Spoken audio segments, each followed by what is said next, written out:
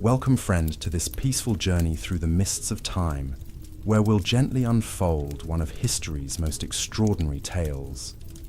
Tonight, our story takes us to medieval France, where a simple peasant girl would rise to become a legend that still echoes through the centuries.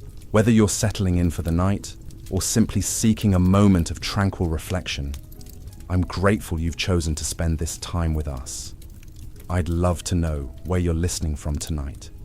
What corner of the world has brought you to this remarkable story of courage, faith, and destiny? If this kind of soothing historical storytelling brings you peace, consider subscribing. We have many more tales to carry us through quiet evenings and restful nights. What I'm about to share with you isn't just another medieval legend or romanticized fairy tale. This is the true story of Joan of Arc, a girl who would challenge kings, inspire armies, and forever change the course of European history through nothing more than unwavering conviction and extraordinary courage. Have you ever wondered how a teenage peasant girl could convince a desperate king to give her command of his armies? The answer lies not in mysticism or political maneuvering, but in the perfect storm of war, prophecy, and a personality so compelling that even hardened nobles found themselves believing in her divine mission. What I'm going to reveal will illuminate not just Joan's remarkable journey, but the complex world of medieval France that made such an impossible rise to power actually achievable. This isn't simply the story of a saint or a martyr. This is the tale of a shrewd political mind, wrapped in the body of a 17-year-old farm girl, someone who understood exactly how to navigate the treacherous waters of royal courts and military campaigns, while maintaining an image of pure, divinely inspired innocence. Today, I'm going to take you inside the real world that shaped Joan of Arc, from her humble beginnings in the village of Domremy to the magnificent halls where she would kneel before the future Charles VII of France. You'll discover how a girl who had never been more than a few miles from her birthplace could speak with such authority about military strategy and political necessity that seasoned commanders deferred to her judgment. You'll understand why her story resonated so powerfully with common soldiers and noble knights alike, creating a legend that would outlive empires and inspire generations. By the end of this journey, you'll see Joan of Arc not as a mysterious figure from distant history, but as a brilliant young woman whose strategic mind and unshakable faith allowed her to achieve what seemed utterly impossible. But before we witness her transformation from village girl to military commander, let me paint you the world she was born into, a France torn apart by civil war and foreign occupation, where hope had become as scarce as victory itself. The year was 1412, and France was dying a slow, agonizing death. The 100 Years' War had been raging for 75 brutal years, transforming the once proud kingdom into a patchwork of contested territories and shifting allegiances English armies had carved deep into French soil, while internal conflicts between powerful noble families had weakened the realm from within. The very concept of French national identity hung by the thinnest of threads. In this fractured landscape, a girl was born in the tiny village of Domremy, nestled in the Duchy of Bar, on the border between France and the Holy Roman Empire. Domremy was so small it barely warranted a place on medieval maps, a cluster of simple stone houses surrounded by rolling fields and thick forests. The village church, with its modest bell tower, represented the spiritual center of a community that numbered fewer than 50 families. Joan's parents, Jacques d'Arc and Isabelle Romay, were prosperous peasants by the standards of their time and place. Jacques owned land, which elevated the family above mere serfs, and he served as a village official, responsible for collecting taxes and organizing local defense. This position required literacy and political awareness unusual among the peasant class, suggesting that Joan grew up in a household more informed about current events than most rural families. The house where Joan spent her childhood still stands today, a sturdy stone structure with thick walls and small windows designed to withstand both harsh winters and occasional raids. Inside, The family lived simply but comfortably, with a large fireplace that served for cooking and heating, wooden furniture crafted by local artisans, and religious images that reflected their deep Catholic faith. Joan shared this space with her parents and 4 siblings, learning the rhythms of agricultural life that had sustained their community for generations. But Domremy was far from isolated from the greater conflicts tearing France apart. The village found itself caught between competing loyalties, with some residents supporting the Dauphin Charles, while others favoured the Burgundian faction allied with the English. This division created constant tension and occasional violence that would profoundly shape Joan's understanding of her country's desperate situation. The political landscape that defined Joan's childhood was almost impossibly complex. France nominally had 2 kings, Henry VI of England, who claimed the French throne through his father, Henry V's conquest, and Charles VII, the uncrowned Dauphin, who controlled a shrinking portion of central and southern France. Between these rival claimants lay a vast middle ground controlled by Philip the Good, Duke of Burgundy, whose alliance with England had proven decisive in French defeats at Agincourt and other catastrophic battles. This wasn't simply a war between nations, but a multifaceted civil conflict that pitted French against French, noble against noble, and often brother against brother. The great families of France had chosen sides based on personal advantage rather than national loyalty, creating a web of alliances that shifted constantly as military fortunes changed. Common people like Joan's family found themselves trapped between competing claims, never knowing which authority might demand their allegiance or their lives. The English occupation was particularly brutal in its efficiency. Unlike earlier medieval invasions that relied primarily on quick raids and temporary conquests, the English had established permanent administrative structures designed to gradually transform conquered French territories into English possessions. They built castles at strategic points, established English law in occupied regions, and encouraged English settlers to replace French landowners. This systematic approach threatened not just French political independence, but the very cultural identity that made France French. The Burgundian alliance with England added another layer of complexity to this already chaotic situation. Philip the Good commanded some of the finest military forces in Europe, and his wealth from Flemish trade made him nearly as powerful as kings. His decision to support English claims to the French throne had tipped the balance decisively against the Dauphin Charles, whose forces had suffered a series of devastating defeats that left him controlling little more than a corridor of territory along the Loire River. Religious prophecy played a crucial role in this political chaos, providing both hope and justification for various factions. Medieval people lived in a world where divine intervention in human affairs was not just possible, but expected, and political events were routinely interpreted through prophetic lenses. Ancient predictions spoke of a virgin from the marches of Lorraine who would save France in its darkest hour, prophecies that gained renewed relevance as the military situation became increasingly desperate.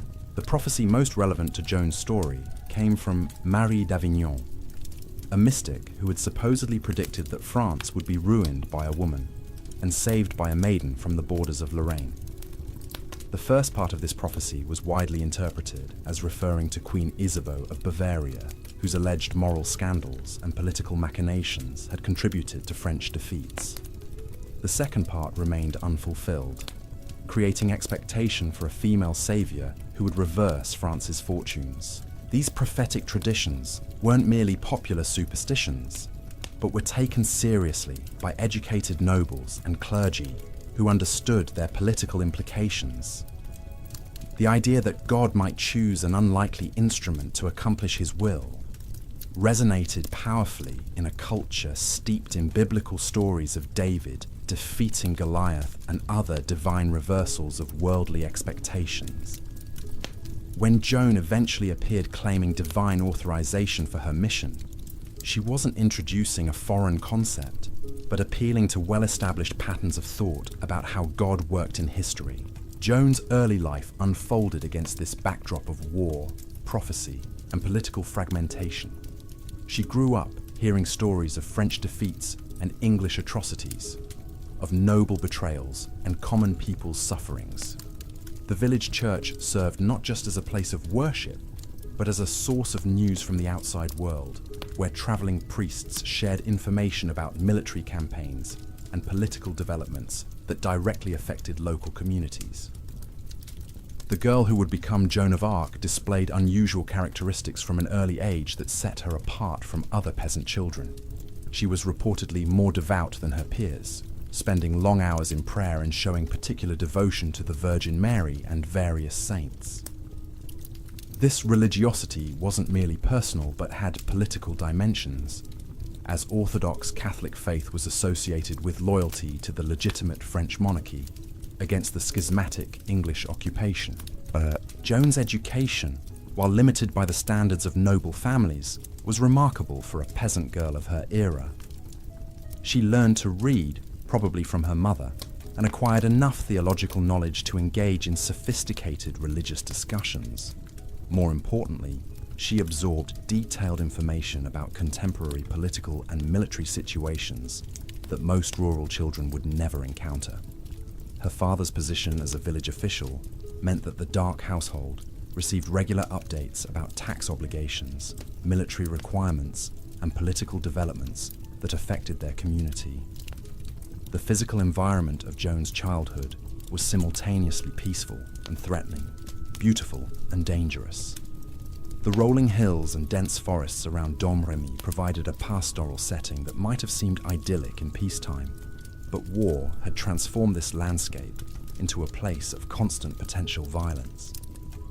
Raiding parties from various factions regularly swept through the region, forcing villagers to hide in fortified locations or flee to nearby towns until the danger passed. Joan experienced these disruptions directly, participating in emergency evacuations that brought home the reality of France's desperate situation. She saw her family's possessions destroyed, their fields burned, and their livestock stolen by soldiers who claimed to serve various masters, but served primarily themselves. These experiences taught her that the abstract political conflicts she heard discussed in church and at home had immediate, brutal consequences for ordinary people who simply wanted to live their lives in peace. The girl was also exposed to the complex religious currents of her time, when Christianity served simultaneously as personal faith, political ideology, and cultural identity. The Catholic Church's authority was unquestioned in theory, but complicated in practice by the competing claims of different political factions, each of which insisted that God supported their cause. Joan learned to navigate these competing religious claims while maintaining her own direct, personal relationship with divine authority that would later prove crucial to her mission. As Joan entered adolescence, the military situation in France continued to deteriorate in ways that would soon create the perfect conditions for her unprecedented rise to power. The English had consolidated their control over northern France and were pushing steadily southward toward the Loire Valley, threatening to complete their conquest of the entire kingdom. The Dauphin Charles, increasingly desperate and isolated, had retreated to the city of Chinon, where he held what amounted to a shadow court with limited resources and dwindling support. The stage was being set for one of history's most remarkable transformations, as a teenage peasant girl prepared to emerge from rural obscurity to challenge the greatest military powers of medieval Europe. The transformation began not with grand visions or heavenly apparitions, but with subtle changes in a teenage girl who seemed to carry the weight of France's suffering in her heart. By 1424, Joan had reached the age of 12, and those who knew her began to notice an intensity about her that set her apart from other children in Domremy. While her peers focused on the simple pleasures of village life, Joan displayed an almost obsessive concern with the broader conflict consuming their homeland. She would disappear for hours at a time, often found kneeling in prayer at the small shrine to the Virgin Mary that stood at the edge of the village. Local residents grew accustomed to seeing her slight figure silhouetted against the evening sky, her lips moving in silent conversation with invisible companions. These weren't the casual prayers of a dutiful Catholic child, but intense, focused communications that seemed to drain her physically, while filling her with an energy that others found both compelling and unsettling. Joan's mother, Isabel, watched these developments with growing concern and pride in equal measure. She recognized that her daughter possessed an unusual spiritual gift, but she also understood the dangers that such gifts could bring to a peasant family during times of religious and political upheaval. Claims of divine communication could be interpreted as heresy by hostile authorities, while displays of unusual religious fervor might attract unwanted attention from various military factions that controlled the surrounding territories. The girl's religious experiences intensified during the summer of 1425, when she claimed to have received her first direct communication from heavenly sources. According to her later testimony, she was working in her father's garden when she heard a voice calling her name, accompanied by a brilliant light that seemed to emanate from the village church. The voice, which she identified as belonging to the Archangel Michael, delivered a message that would transform not only her life but the entire course of French history. The content of this initial vision was both simple and revolutionary. Saint Michael, accompanied by Saints Margaret and Catherine, told Joan that she had been chosen by God to drive the English from French soil and ensure the coronation of the Dauphin Charles as the rightful King of France. The saints provided specific instructions. She was to travel to the court at Chinon, convince the Dauphin to grant her military authority, and lead French forces to victory against their enemies. For any medieval peasant, such a mission would have seemed not just impossible, but literally unthinkable. The social barriers between a village girl and the royal court were absolute, maintained by centuries of tradition, and reinforced by the practical realities of political power. No woman had ever commanded French armies in battle, and no commoner had ever gained direct access to the king without extensive noble connections and political influence. Yet Joan's response to these seemingly impossible instructions revealed the extraordinary combination of faith and pragmatism that would characterize her entire career. Rather than dismissing the visions as fantasy or accepting them as inevitable destiny, she began systematically preparing herself for the mission she believed God had assigned to her. This preparation involved not just spiritual exercises, but practical education in the military and political knowledge she would need to succeed in her divinely appointed role. Joan began seeking out veterans of various military campaigns who passed through Domremy, engaging them in detailed conversations about strategy, tactics, and the current disposition of forces throughout France. She displayed a remarkable ability to absorb complex information about siege warfare, cavalry tactics, and the logistical challenges of maintaining armies in the field. These discussions were conducted with such intelligence and insight that experienced soldiers found themselves treating her as a peer rather than a curious child. The girl also intensified her study of political developments, learning to distinguish between the various factions that claimed authority over different regions of France. She memorized the genealogies of noble families, understood the complex web of alliances and betrayals that defined contemporary politics, and developed sophisticated opinions about the strategic decisions that had led to France's current desperate situation. This knowledge would prove crucial when she eventually appeared at court, claiming divine authorization to advise the king on military matters. Joan's visions continued with increasing frequency and specificity throughout 1426 and early 1427. The heavenly voices provided her with detailed information about current events, including military developments that she could not possibly have learned through normal channels. She accurately predicted the outcome of battles fought hundreds of miles away, described the movements of armies she had never seen, and demonstrated knowledge of court politics that amazed those who questioned her about her sources of information. These prophetic abilities convinced many of her neighbors that Joan possessed genuine supernatural gifts, but they also created new dangers for her family. Claims of prophecy could be interpreted as witchcraft by hostile authorities, while her increasingly bold statements about her divine mission began attracting attention from beyond the village. Word of the strange peasant girl who claimed to speak with saints began spreading through the networks of priests, merchants, and soldiers who carried news between communities. The political situation that would soon provide Joan with her opportunity continued deteriorating throughout this period. The English had begun their siege of Orléans in October 1428, threatening to complete their conquest of the Loire Valley and eliminate the last significant obstacle to total control of France. The city's fall would leave the Dauphin Charles with no defensible territory and no realistic hope of maintaining his claim to the French throne. Orléans held symbolic importance far beyond its strategic value as a military objective. The city was associated with the legitimate French monarchy through centuries of history, and its loss would represent not just another territorial conquest, but the final extinction of French independence. The siege became a focal point for French resistance, attracting volunteers from throughout the kingdom who saw the defense of Orléans as their last chance to preserve their national identity. Joan followed these developments with intense interest, interpreting the siege of Orléans as the fulfillment of prophecies she had received in her visions. The heavenly voices had told her that her mission would begin with the relief of a great city under siege, and they had provided her with specific tactical advice about how the English lines could be broken and the siege lifted.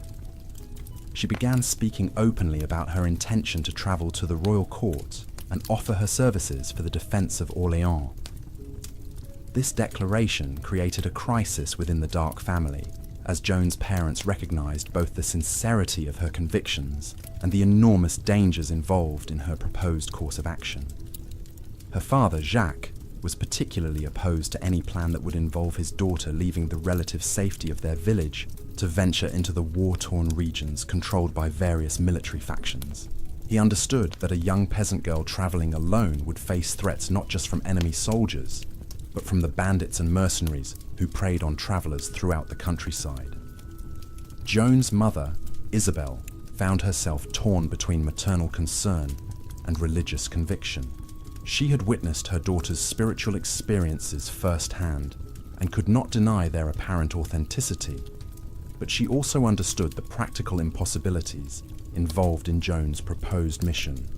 How could a teenage girl with no military experience, no political connections, and no financial resources hope to gain access to the royal court, much less convince the king to grant her military authority? The family's internal debate reflected broader tensions within French society about the relationship between divine will and political reality. Medieval people accepted that God could work miracles and call unlikely individuals to accomplish his purposes. But they also understood that such divine interventions typically worked through established social and political channels, rather than completely bypassing them. Joan's claim that she could simply present herself at court and demand an audience with the Dauphin seemed to ignore the complex protocols that governed access to royal authority. Joan resolved these family tensions through a combination of persistence, emotional persuasion, and strategic compromise that demonstrated the political skills she would later employ on a much larger stage.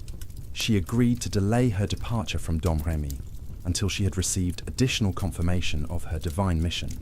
But she also began taking practical steps to prepare for the journey she was convinced she would eventually undertake. The girl started learning to ride horses, a skill that would be essential for military campaigning, but was unusual for peasant women of her era. She practiced with weapons, initially using farm tools adapted for combat training, but eventually acquiring actual military equipment through connections her family maintained with local veterans. Most importantly, she began developing the network of contacts and supporters who would eventually make her journey to Chinon possible. Joan's first crucial ally was her uncle, Durand-Lassois, who lived in the nearby town of Buray-le-Petit and maintained connections with merchants and officials who travelled regularly between different regions of France. Durand had initially been skeptical of his niece's claims about divine visions and royal missions, but Joan's accurate predictions about military events and her detailed knowledge of political developments gradually convinced him that her experiences might be genuine. The relationship between Joan and her uncle illustrated the complex process through which her mission gained credibility and support among people who were positioned to help her achieve her goals. Durand possessed the practical knowledge and social connections that Joan needed to navigate the dangerous journey to the royal court, while Joan provided him with prophetic insights that proved valuable for his own business and political activities. Through Durand's connections, Joan was introduced to Robert de Baudricourt, the captain of the nearby fortress town of Vaucouleurs. Baudricourt controlled one of the few remaining French strongholds in the region and maintained tenuous communication with the Dauphin's court at Chinon. If Joan could convince him to support her mission, he possessed the authority and resources to provide her with safe passage to the royal court, along with the military escort that would be essential for such a dangerous journey. The meeting between Joan and Baudricourt would prove to be one of the most crucial encounters in medieval history, as a seasoned military commander found himself confronting a teenage peasant girl who claimed divine authorization to save France from its enemies. The first meeting between Joan and Robert de Baudricourt took place in the cold January of 1429, in the stone-walled chamber of Vaucouleurs Castle, where countless military decisions had been made over the decades of war. Baudricourt was a pragmatic soldier in his 40s, who had survived the chaos of French politics through careful calculation and an instinctive understanding of power dynamics. He had seen enough self-proclaimed prophets and miracle workers to be deeply skeptical of anyone claiming divine inspiration, especially a 17-year-old peasant girl from an obscure village. Joan entered that chamber with none of the deference typically expected from someone of her social station, meeting a noble commander. She walked directly to where Baudricourt sat behind his heavy wooden desk, looked him in the eye, and announced that she had been sent by God to drive the English from France and see the Dauphin crowned at Reims Cathedral. Her manner was neither arrogant nor submissive, but carried an authority that seemed to emanate from absolute conviction rather than social position. Baudricourt's initial response was predictably dismissive. He suggested that Joan's father should give her a sound beating and send her home to tend to household duties, appropriate for a girl of her station. The captain had more pressing concerns than entertaining the fantasies of village mystics, including the defense of his own territory against increasingly aggressive English patrols and the complex negotiations required to maintain his tenuous position between competing French factions. But Joan refused to be dismissed so easily. She remained in Vaucouleurs for several weeks, staying with sympathetic townspeople while persistently seeking additional audiences with Baudricourt. During this time, she demonstrated the same combination of spiritual intensity and practical intelligence that had impressed her neighbors in Domremy.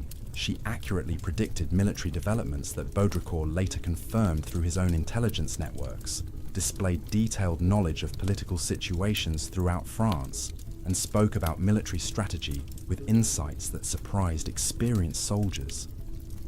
More importantly, Joan began attracting support from unexpected quarters within Vaucouleurs itself.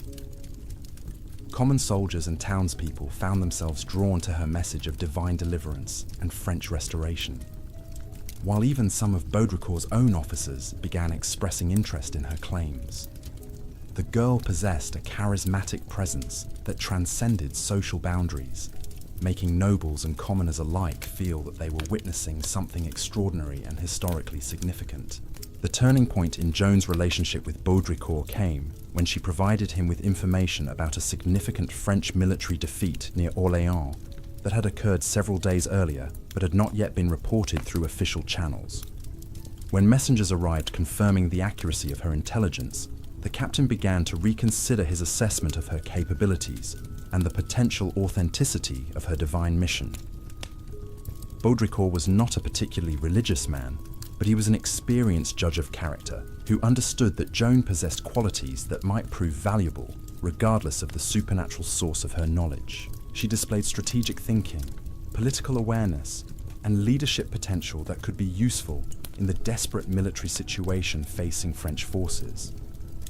More pragmatically, her growing popularity among common soldiers suggested that she might serve as an effective tool for improving morale an inspiring resistance against English occupation. The decision to send Joan to the royal court at Chinon was influenced by several practical considerations that had little to do with belief in her divine mission. Baudricourt recognized that the Dauphin, Charles, was in desperate need of any source of hope or inspiration that might revitalize his failing cause, and a peasant girl claiming heavenly authorization certainly qualified as an unusual resource that might capture royal attention. The political situation had deteriorated to the point where conventional military solutions seemed inadequate, making unconventional approaches worth considering. Joan's journey from Vaucouleurs to Chinon in February 1429 was both a physical odyssey across war-torn France and a symbolic transition from her life as a peasant girl to her destiny as a historical figure. Baudricourt provided her with a small military escort, male clothing for safety and practicality, and letters of introduction that would ensure her access to the royal court. The transformation from village maiden to travelling knight was complete when she mounted her horse and rode out of Vaucouleurs toward whatever fate awaited her in the halls of royal power. The 11-day journey covered nearly 300 miles through territory controlled by various hostile factions, requiring careful navigation through English patrols, Burgundian strongholds, and the countless bandits who preyed on travellers during these chaotic times. Joan's escorts were experienced soldiers who knew the safest routes and could negotiate passage through the complex web of loyalties and competing authorities that defined the political landscape of occupied France. During the journey, Joan continued to display the remarkable combination of practical wisdom and spiritual conviction that had impressed Baudricourt and his officers. She made strategic decisions about routes and timing that demonstrated sophisticated understanding of military movements and political geography, while maintaining the devotional practices and religious observances that reinforced her claims of divine guidance. Her companions found themselves increasingly convinced that they were escorting someone whose mission transcended ordinary political or military objectives. The party's arrival at Chinon on March 6, 1429, marked the beginning of the most crucial phase of Joan's rise to power. The royal court was a world of Byzantine complexity, where personal relationships, family alliances, and factional loyalties determined access to the king and influence over policy decisions. Joan would need to navigate this treacherous environment while maintaining her image as a divinely inspired messenger whose authority came from God rather than earthly political connections. Chinon Castle, perched on a hill overlooking the Vienne River, had served as a royal residence for centuries and contained within its walls the accumulated traditions and protocols of French monarchy. The great hall where Joan would meet the Dauphin Charles had witnessed countless ceremonies, negotiations, and political dramas that had shaped the kingdom's destiny. Now it would become the stage for perhaps the most extraordinary encounter in medieval French history. The Dauphin. Charles VII was 26 years old when Joan arrived at his court, but he appeared older due to the enormous pressures and repeated disappointments of his precarious position as an uncrowned king fighting for his inheritance. He was physically unprepossessing, with a weak chin and uncertain manner that contrasted sharply with the martial bearing expected of medieval monarchs. Years of military defeats and political betrayals had left him psychologically fragile and prone to periods of depression and indecision that frustrated his supporters and encouraged his enemies. Charles's court at Chinon reflected the reduced circumstances of his reign, lacking the splendor and resources that had characterized French royal establishments in better times. The king was perpetually short of money, dependent on loans from Italian bankers and contributions from his few remaining loyal provinces. His military forces were insufficient for major campaigns. His diplomatic position was precarious, and his claim to the throne was disputed not only by the English, but by significant portions of the French nobility who had accepted Burgundian or English authority. In these desperate circumstances, Charles and his advisors were willing to consider almost any source of assistance that might improve their position.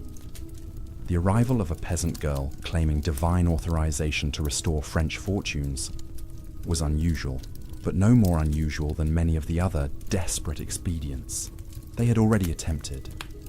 If Joan's mission proved authentic, she might provide exactly the kind of supernatural validation that Charles needed to legitimize his kingship and inspire renewed resistance to foreign occupation. The famous scene of Joan's first audience with the Dauphin has been romanticized in countless retellings. But the historical reality was probably more complex and politically calculated than popular legend suggests. Joan's ability to identify Charles, despite his attempt to disguise himself among his courtiers, was impressive, but not necessarily miraculous, given that she had received detailed descriptions of the king's appearance from various sources during her journey to Chinon. More significant was the private conversation that followed, during which Joan apparently provided Charles with information or reassurance that convinced him of her authenticity. The content of this discussion was never revealed, but it resulted in the king's decision to take Joan's mission seriously enough to order formal investigations into her background, her claims, and her theological orthodoxy. This process would determine whether she would be dismissed as a deluded peasant or accepted as a legitimate instrument of divine will. The theological examination of Joan took place at Poitiers, where a panel of learned clerics spent several weeks questioning her about her visions, her religious beliefs, and her understanding of her divinely appointed mission. This investigation was crucial for establishing Joan's legitimacy within the complex religious and political framework of medieval France, where claims of divine inspiration required careful verification to distinguish authentic prophecy from heretical delusion or demonic deception. Joan's performance during the Poitiers examination demonstrated the sophisticated theological knowledge and political awareness she had acquired through years of preparation for her mission. She answered complex questions about Catholic doctrine with precision and orthodoxy, explained her visions in terms that aligned with established traditions of mystical experience, and articulated her political objectives in language that emphasized service to legitimate authority rather than revolutionary change. The clerics who examined Joan were impressed not only by her theological correctness, but by her practical intelligence and moral character. They found no evidence of heretical beliefs or demonic influence, and they were struck by her genuine piety and her selfless commitment to serving what she believed to be God's will for France. Their favorable report provided Charles with the religious authorization he needed to accept Joan's offer of military service without compromising his own spiritual legitimacy. The decision to grant Joan military authority represented one of the most remarkable leaps of faith in medieval political history. Charles was essentially betting his kingdom's future on the divine mission of a teenage peasant girl, whose only credentials were her own unshakable conviction and the endorsement of a theological commission.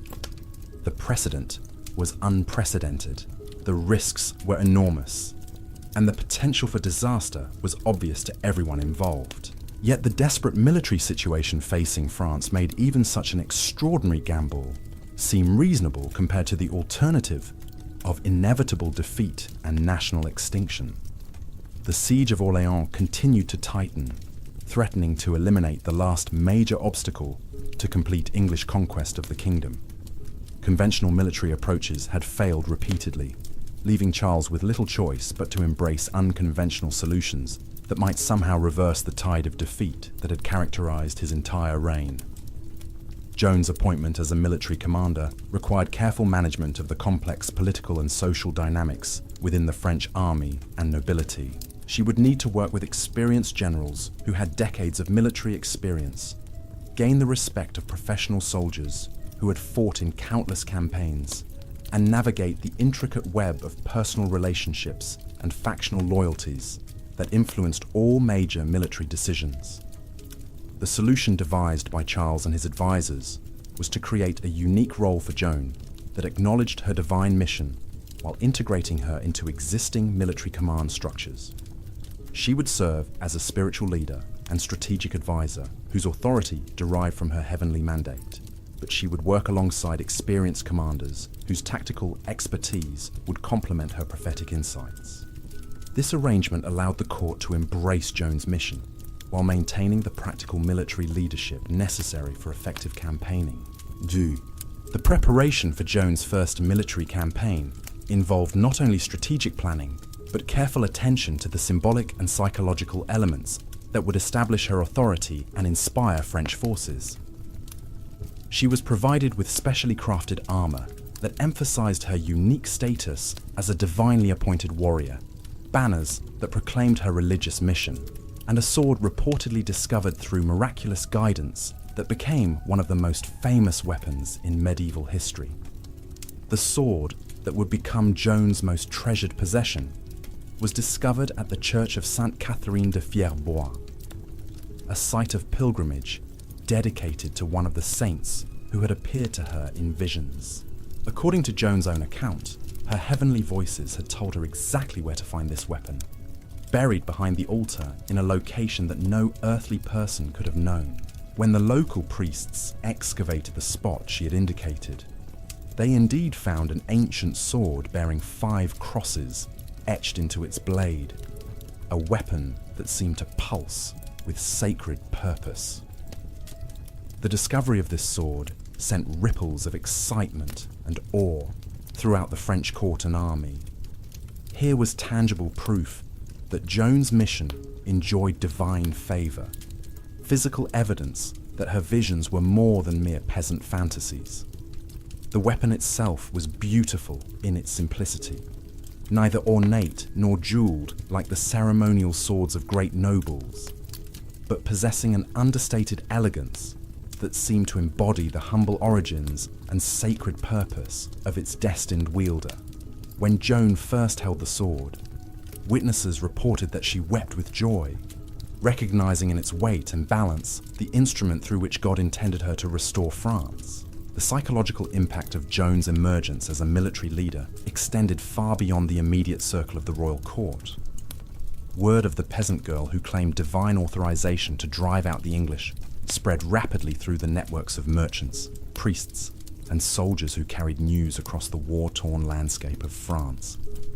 In villages and towns throughout the kingdom, people who had endured decades of defeat and occupation began to whisper of a new hope, a miraculous intervention that might finally reverse their nation's fortunes. The English response to reports of Joan's mission revealed both their recognition of her potential impact and their uncertainty about how to counter a threat that operated outside conventional military and political categories.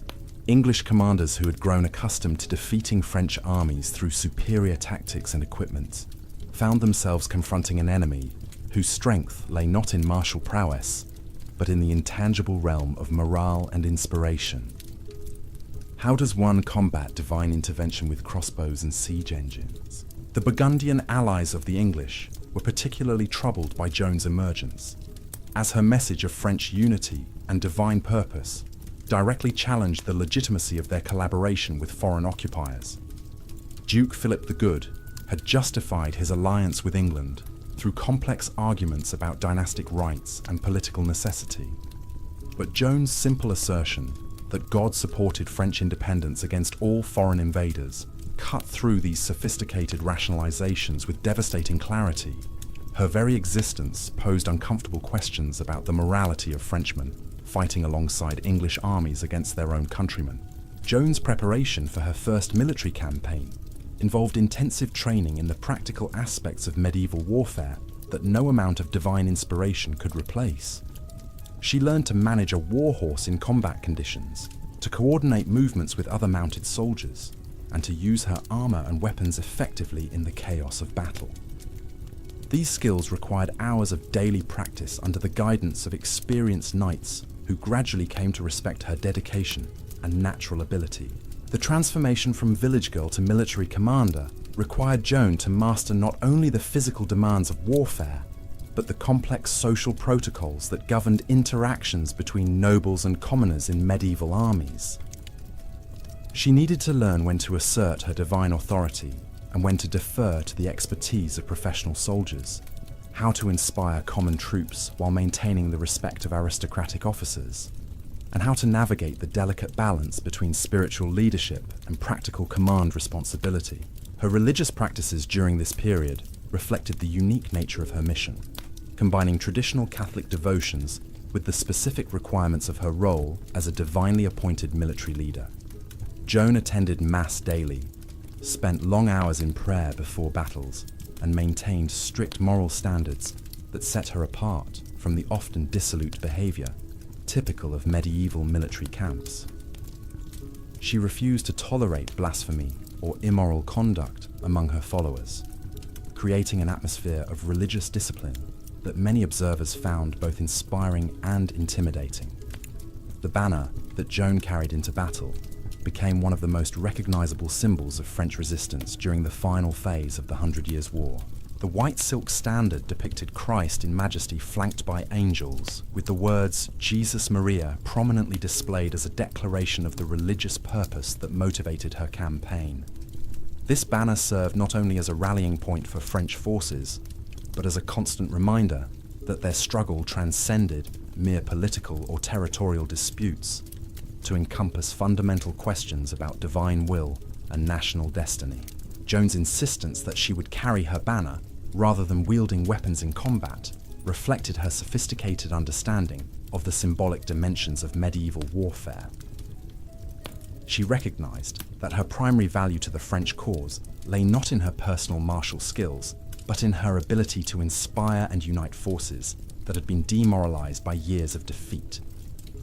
The sight of a young woman carrying a sacred banner into the heart of battle would have profound psychological impact on both French soldiers and their enemies. The military strategy that Joan advocated for relieving the siege of Orléans demonstrated her intuitive grasp of the political as well as tactical dimensions of warfare.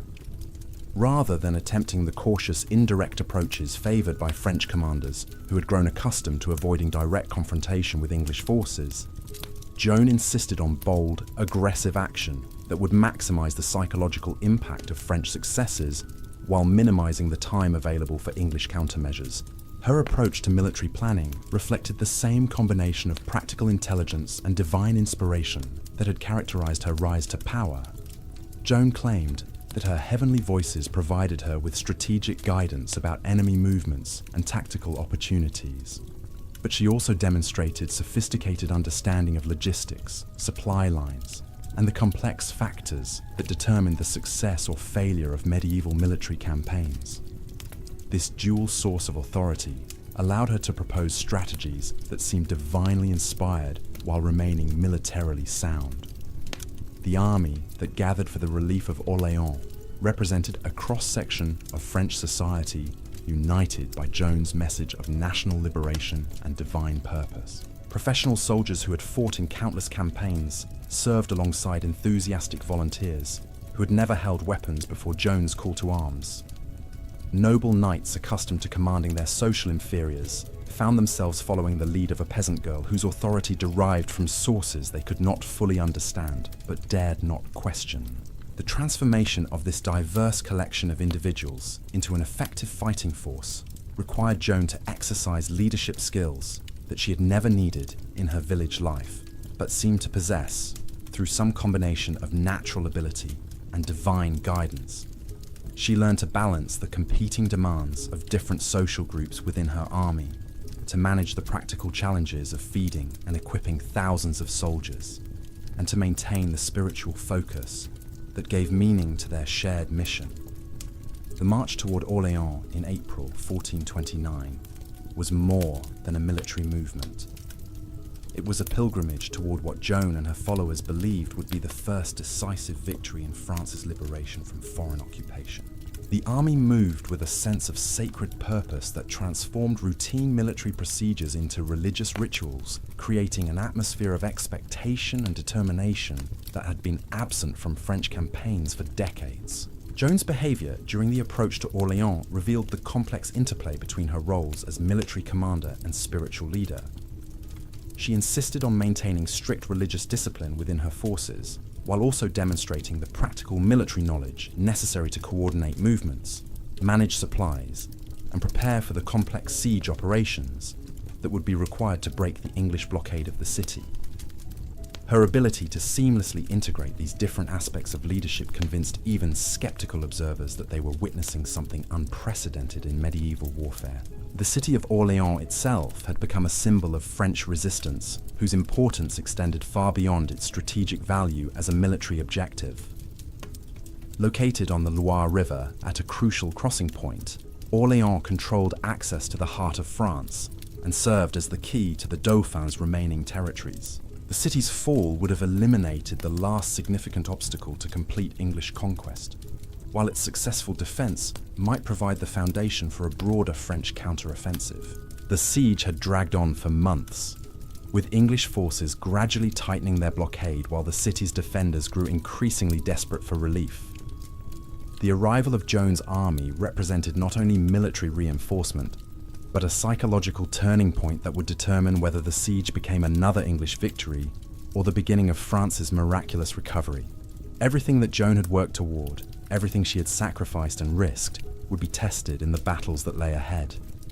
The English commanders defending their siege lines had grown confident through months of successful operations, but Joan's approach forced them to confront challenges they had never previously encountered.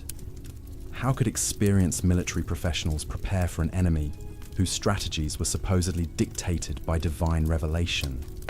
What tactical responses were appropriate when facing opponents who seemed to possess supernatural knowledge of their plans and movements? The stage was set for a confrontation that would determine not only the fate of Orléans, but the future course of the 100 Years' War. Joan of Arc, the peasant girl who had convinced a king to grant her military authority based on her claims of divine mission, was about to face the ultimate test of her remarkable journey from village obscurity to the center of European history. The battles ahead would either validate her extraordinary rise to power or expose her as a deluded fanatic whose brief moment of influence had ended in catastrophic failure. The defenders of Orléans watched from their walls as Joan's army approached, seeing in the distance the white banner that proclaimed a new chapter in their long struggle for survival and independence.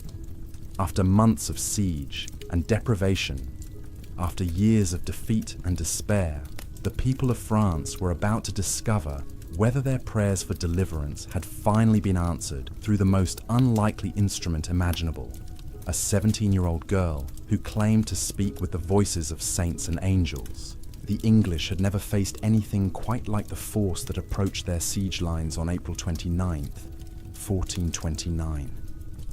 Their commanders, veterans of countless battles across France, had grown accustomed to facing demoralized French armies led by nobles whose primary concern was preserving their own lives and properties.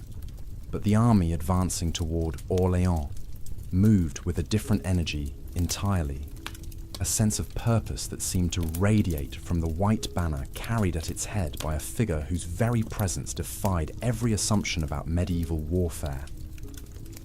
Joan's first glimpse of the English fortifications surrounding Orléans revealed the magnitude of the challenge she faced.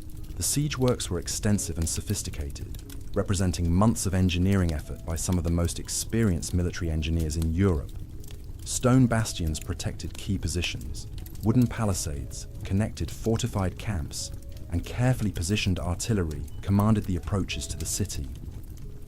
The English had essentially built their own fortified city around Orléans, creating multiple layers of defense that would need to be overcome before the siege could be broken. The tactical situation was further complicated by the political dynamics within Joan's own forces. The army that had gathered for the relief of Orléans included not only the troops she had brought from Chinon, but also reinforcements drawn from various French strongholds throughout the Loire Valley. These soldiers came with their own commanders, their own loyalties, and their own ideas about how the siege should be conducted. Joan would need to unite these diverse elements under her leadership while planning and executing military operations against some of the most formidable defenses in medieval Europe. The first test of Joan's military authority came during the war council that convened on the evening of her arrival. The assembled commanders included some of the most experienced soldiers in French service, men who had fought in dozens of campaigns and understood the complexities of siege warfare through hard-won experience. They listened respectfully as Joan outlined her plan for breaking the English lines, but their expressions revealed skepticism about strategies that seemed to prioritize speed and audacity over the careful preparation typically required for successful siege operations. Joan's approach to military planning reflected the same combination of divine inspiration and practical intelligence that had characterized her rise to power. She claimed that her heavenly voices had provided specific guidance about English weaknesses and tactical opportunities, but she also demonstrated sophisticated understanding of the logistical challenges involved in coordinating attacks against multiple fortified positions. Her strategies seemed divinely inspired while remaining militarily feasible, a combination that gradually won over even skeptical professional soldiers. The religious dimension of Joan's leadership became particularly important during the final preparations for battle. She insisted that all soldiers in her army participate in religious ceremonies designed to purify their souls and prepare them for what she described as a holy war against foreign occupation. These rituals served practical as well as spiritual purposes, creating bonds of shared experience and common purpose that would prove crucial during the chaos and confusion of combat. The transformation of individual soldiers into an effective fighting force required Joan to exercise leadership skills that extended far beyond traditional military command. She needed to inspire courage in men who faced overwhelming odds, maintain discipline among troops drawn from different social backgrounds and regional traditions, and coordinate complex tactical movements while managing the psychological pressures of her unique position as a female commander in a male-dominated military culture. Joan's personal preparations for battle involved both practical and spiritual elements that reflected her understanding of warfare as simultaneously physical and metaphysical struggle. She spent hours in prayer and meditation, seeking guidance from the heavenly voices that had directed her mission, while also ensuring that her armor was properly fitted and her weapons were in perfect condition.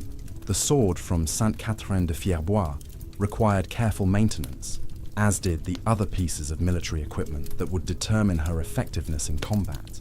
The night before the first assault on the English positions, Joan walked among her soldiers, speaking individually with men who would risk their lives in service to her vision of French liberation. These conversations revealed her ability to connect with common soldiers while maintaining the authority necessary for effective command. She listened to their concerns, shared their fears, and reinforced their commitment to the sacred cause that had brought them together under her leadership. The English defenders of Orléans had received detailed intelligence about Joan's arrival and her claims of divine mission, but they struggled to develop appropriate tactical responses to challenges that fell outside their normal military experience. Their commanders were experienced professionals who understood siege warfare, but they had never faced an enemy whose strategies were supposedly dictated by supernatural revelation. The psychological warfare implicit in Joan's very presence created uncertainties that complicated their defensive planning. The first assault began at dawn on May 4th, with Joan's forces attacking the English fortification known as Les Tourelles, which controlled the bridge approach to Orléans. The battle that followed would test every aspect of Joan's preparation and leadership, as her soldiers faced determined resistance from English troops fighting from prepared defensive positions. The outcome would determine not only the immediate success of her military campaign, but the credibility of her entire mission as a divinely appointed liberator of France. Joan's behavior during the assault on Les Tourelles demonstrated the complex interplay between her roles as spiritual leader and military commander. She carried her white banner into the thick of fighting, providing a visual focal point that inspired French attacks, while making herself a prime target for English arrows and crossbow bolts. Her presence on the battlefield served both tactical and symbolic purposes, showing her soldiers that she shared their dangers while embodying the divine protection that she claimed covered their cause. The fighting at Les Tourelles was brutal and prolonged, with both sides demonstrating the skill and determination that had characterized the 100 Years' War. English archers poured devastating volleys into French assault columns, while defenders used every advantage provided by their fortified positions to repel repeated attacks. The battle became a test of will as much as military skill, with victory dependent on which side could maintain its resolve under the enormous pressures of medieval combat. Joan's wound during the fighting added another layer of complexity to her leadership challenges. An English crossbow bolt penetrated her armor, inflicting a painful injury that temporarily forced her withdrawal from direct combat. The sight of their wounded commander being carried from the battlefield created moments of panic among French soldiers. But Joan's rapid return to action provided powerful evidence of the divine protection that she claimed supported their cause. The successful capture of Les Tourelles on May 7th marked the turning point of the siege and validated Joan's claims about divine guidance for her military mission. The English withdrawal from their remaining positions around Orléans followed quickly, as demoralized troops abandoned siege works that had taken months to construct. The liberation of Orléans was complete, achieved through a combination of tactical skill, strategic audacity, and the inspirational leadership that Joan had somehow learned to exercise despite her youth and inexperience. The celebration that followed the English retreat revealed the profound impact that Joan's success had on French morale throughout the kingdom. The bells of Orléans rang continuously for days, announcing not just the city's liberation, but the beginning of what many hoped would be France's recovery from decades of defeat and occupation. Messages carrying news of the victory spread rapidly through networks of merchants and priests, reaching communities that had begun to lose hope for their nation's survival. Joan's victory at Orléans transformed her from an interesting curiosity at the royal court into a genuinely significant military and political figure whose influence extended throughout France and beyond. The success validated her claims about divine mission while demonstrating practical military capabilities that impressed even skeptical professional soldiers. She had proven that her unusual combination of spiritual authority and tactical intelligence could produce results that conventional approaches had failed to achieve. The English response to the defeat at Orléans reflected their recognition that Joan's emergence represented a new and dangerous challenge to their conquest of France. Military commanders who had grown confident through years of successful operations now faced an enemy whose strategies seemed unpredictable and whose influence appeared to be growing rapidly among French populations. The psychological impact of losing a siege they had expected to win created uncertainties that would influence English planning for subsequent campaigns. The Burgundian allies of the English were particularly troubled by the implications of Joan's success, as her message of French unity and divine purpose directly challenged the legitimacy of their collaboration with foreign occupiers. Duke Philip the Good had justified his alliance with England through sophisticated political arguments, but Joan's simple assertion that God supported French independence against all foreign enemies cut through these rationalizations with devastating effectiveness. Joan's own reaction to the victory at Orléans demonstrated the complex interplay between humility and confidence that characterized her approach to leadership. She attributed the success entirely to divine intervention, while also recognizing that her tactical decisions and personal courage had contributed to the outcome. This balance between spiritual dependence and practical competence would prove crucial as she faced the even greater challenges that lay ahead in her mission to restore French independence. The liberation of Orléans was only the beginning of the broader campaign that Joan believed God had assigned to her. Her heavenly voices had provided specific instructions about driving the English from French soil and ensuring the coronation of the Dauphin Charles as legitimate King of France. The success at Orléans had proven that her mission was feasible, but it had also raised expectations and created pressures that would test her abilities in new ways. The strategic situation following the English retreat from Orléans offered both opportunities and challenges for continuing the French counteroffensive. Joan's victory had created momentum that could potentially be exploited through rapid follow-up operations. But it had also alerted English commanders to the need for new approaches to countering her influence. The next phase of the campaign would require careful coordination between military operations and the political objectives that Joan's mission was designed to achieve. The Dauphin, Charles's response to news of Joan's victory, revealed both his growing confidence in her abilities and his continued uncertainty about how to integrate her unique form of leadership into broader strategic planning. The success at Orléans had vindicated his decision to support her mission, but it had also created new questions about how to maintain the momentum she had generated while managing the complex political dynamics that her influence was creating throughout the kingdom. Joan's immediate priority following the liberation of Orléans was to consolidate French control over the Loire Valley through a series of rapid campaigns designed to eliminate remaining English strongholds in the region.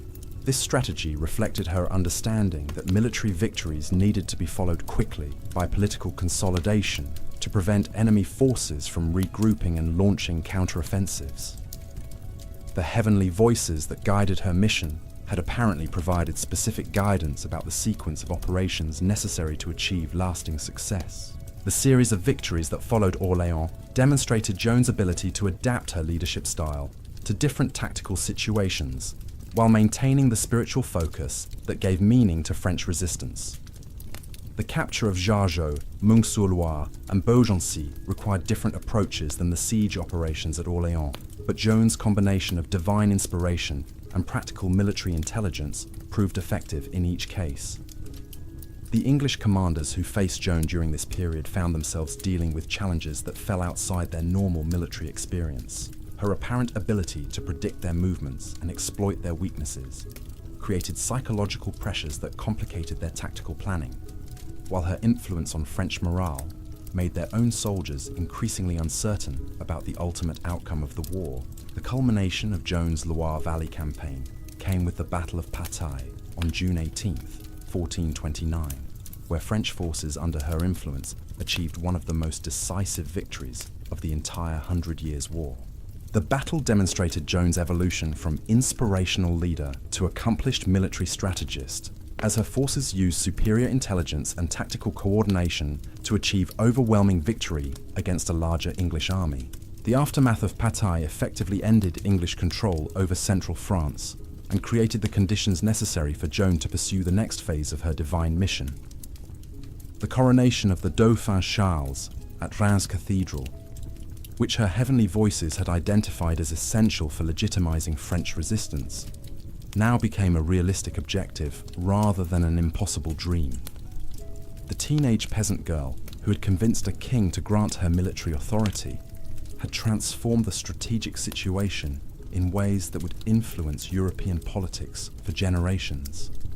But Joan's remarkable string of military successes had also created new challenges and expectations that would test her abilities in different ways. The transition from military campaigning to political consolidation required skills that she had never needed during her village childhood or her rise to power.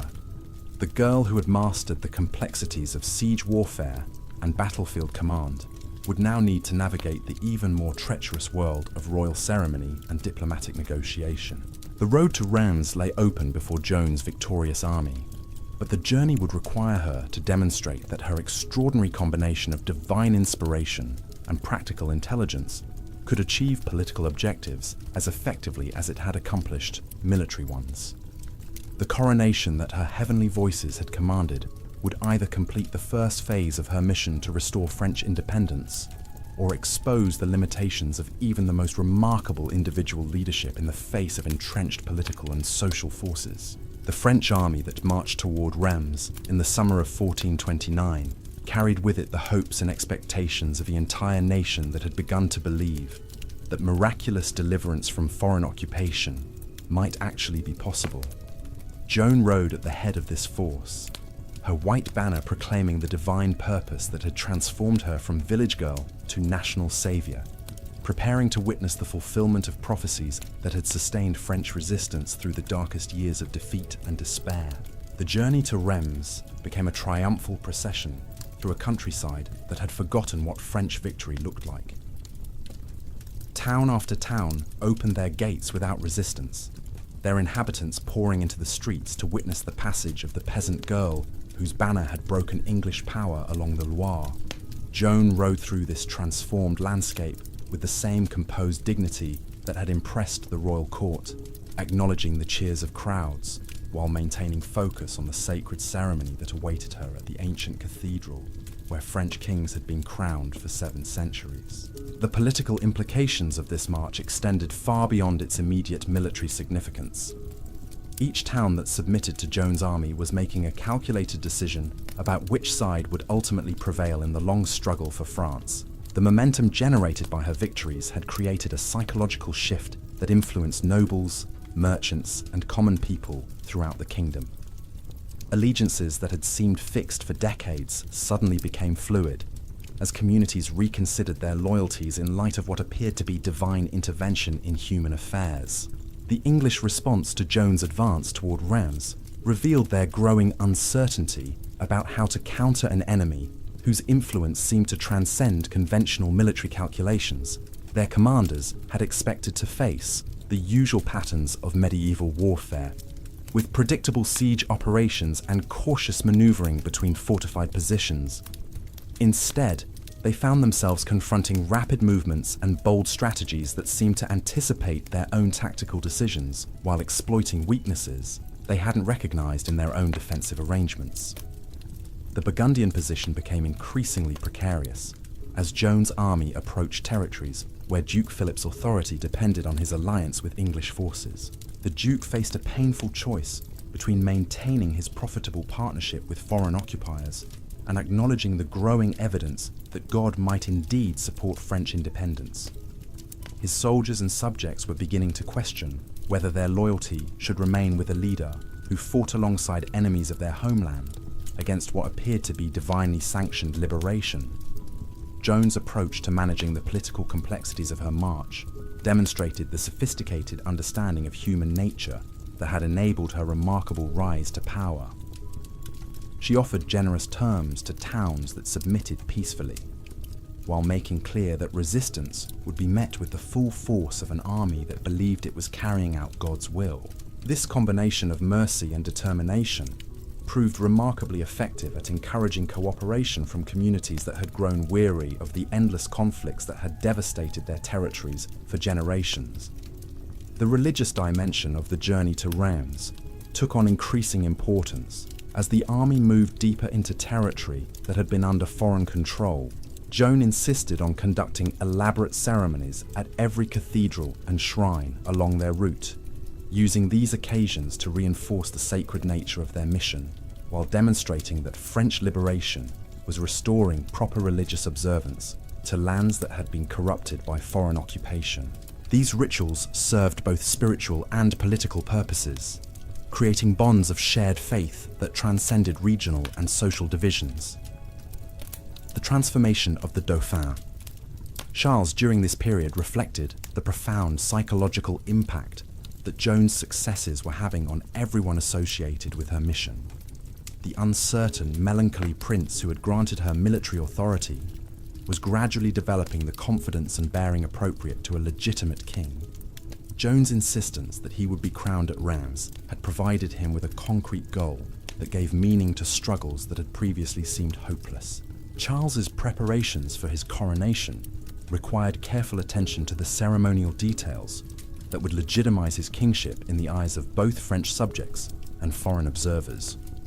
The regalia necessary for proper royal consecration had been scattered or lost during the chaos of civil war, requiring extensive efforts to locate or recreate the sacred objects that symbolized divine approval of monarchical authority. Joan's influence proved crucial in these preparations, as her claims of heavenly guidance provided religious justification for innovations that departed from traditional protocols. The Cathedral of Reims itself had been under Burgundian control for nearly a decade, requiring delicate negotiations to ensure that the coronation ceremony could proceed without interference from hostile forces. The city's residents had grown accustomed to foreign domination, but Joan's approach created opportunities for them to reclaim their historic role as the site where French kings received divine sanction for their rule. The prospect of hosting a royal coronation after years of foreign occupation generated enormous enthusiasm among citizens who had preserved their loyalty to legitimate French authority, despite enormous pressures to collaborate with occupying forces. Joan's behaviour during the final approach to Reims revealed her deep understanding of the symbolic dimensions of political power.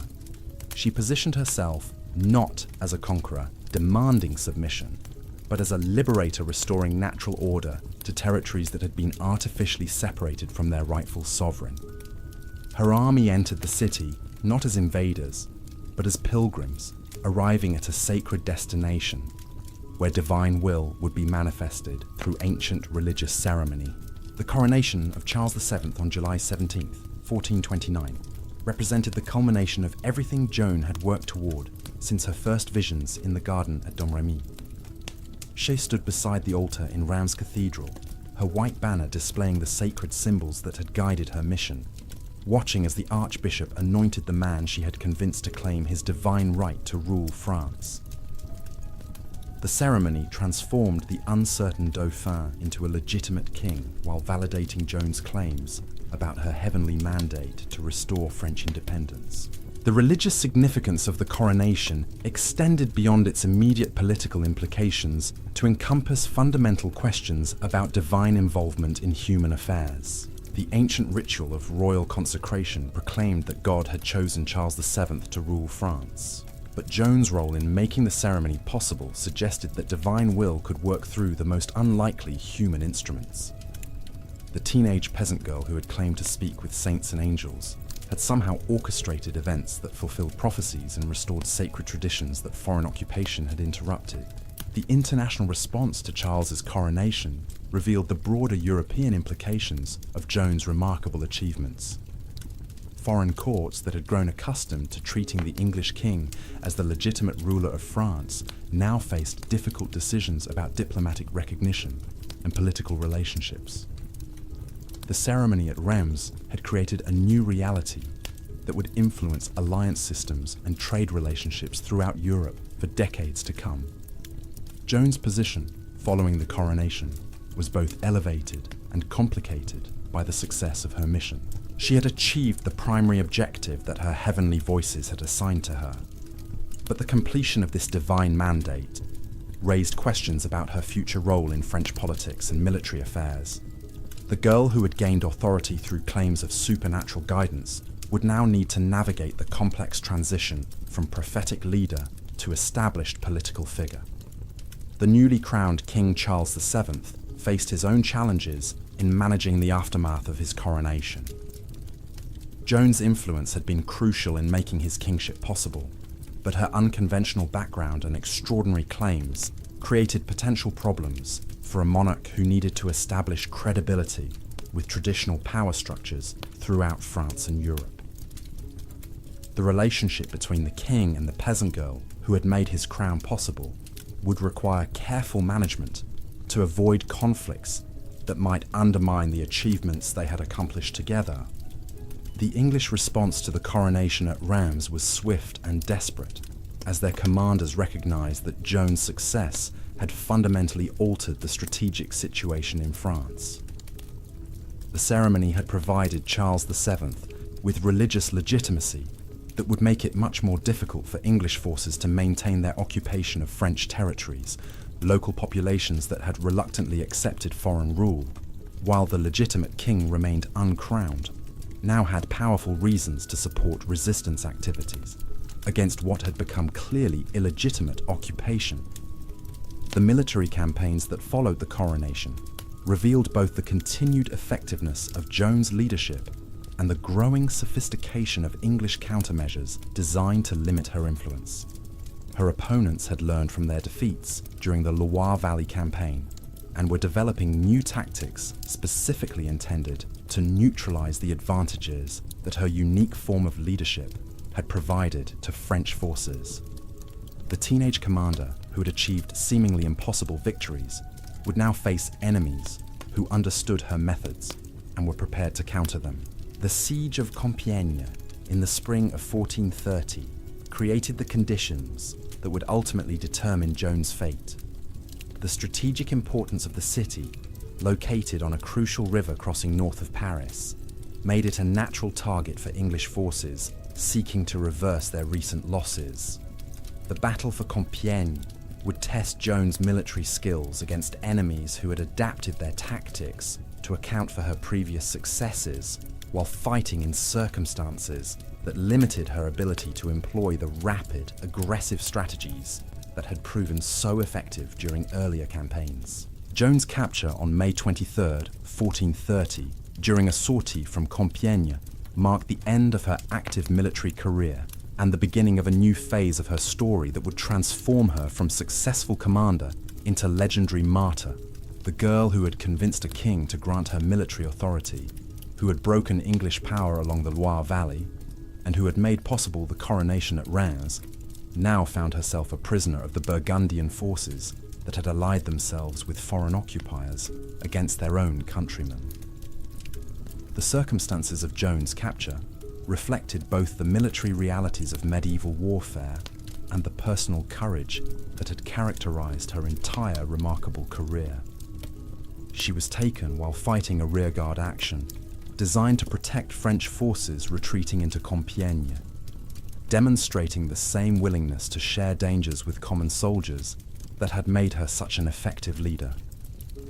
Her refusal to abandon her troops when escape was still possible revealed the depth of her commitment to the men who had followed her banner through so many victorious campaigns.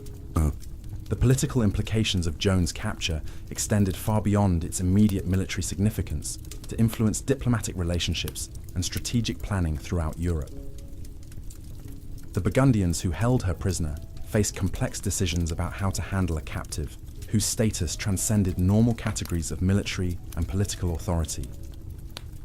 She was simultaneously a captured enemy commander, a self-proclaimed prophet, and a young woman whose treatment would be scrutinized by audiences throughout Christendom.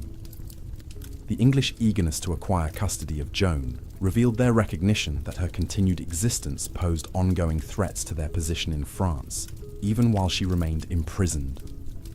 Her capture had not eliminated the psychological impact of her previous victories or the religious significance that many French people attributed to her mission. As long as she lived, she represented the possibility that divine intervention might again reverse English fortunes and restore French independence.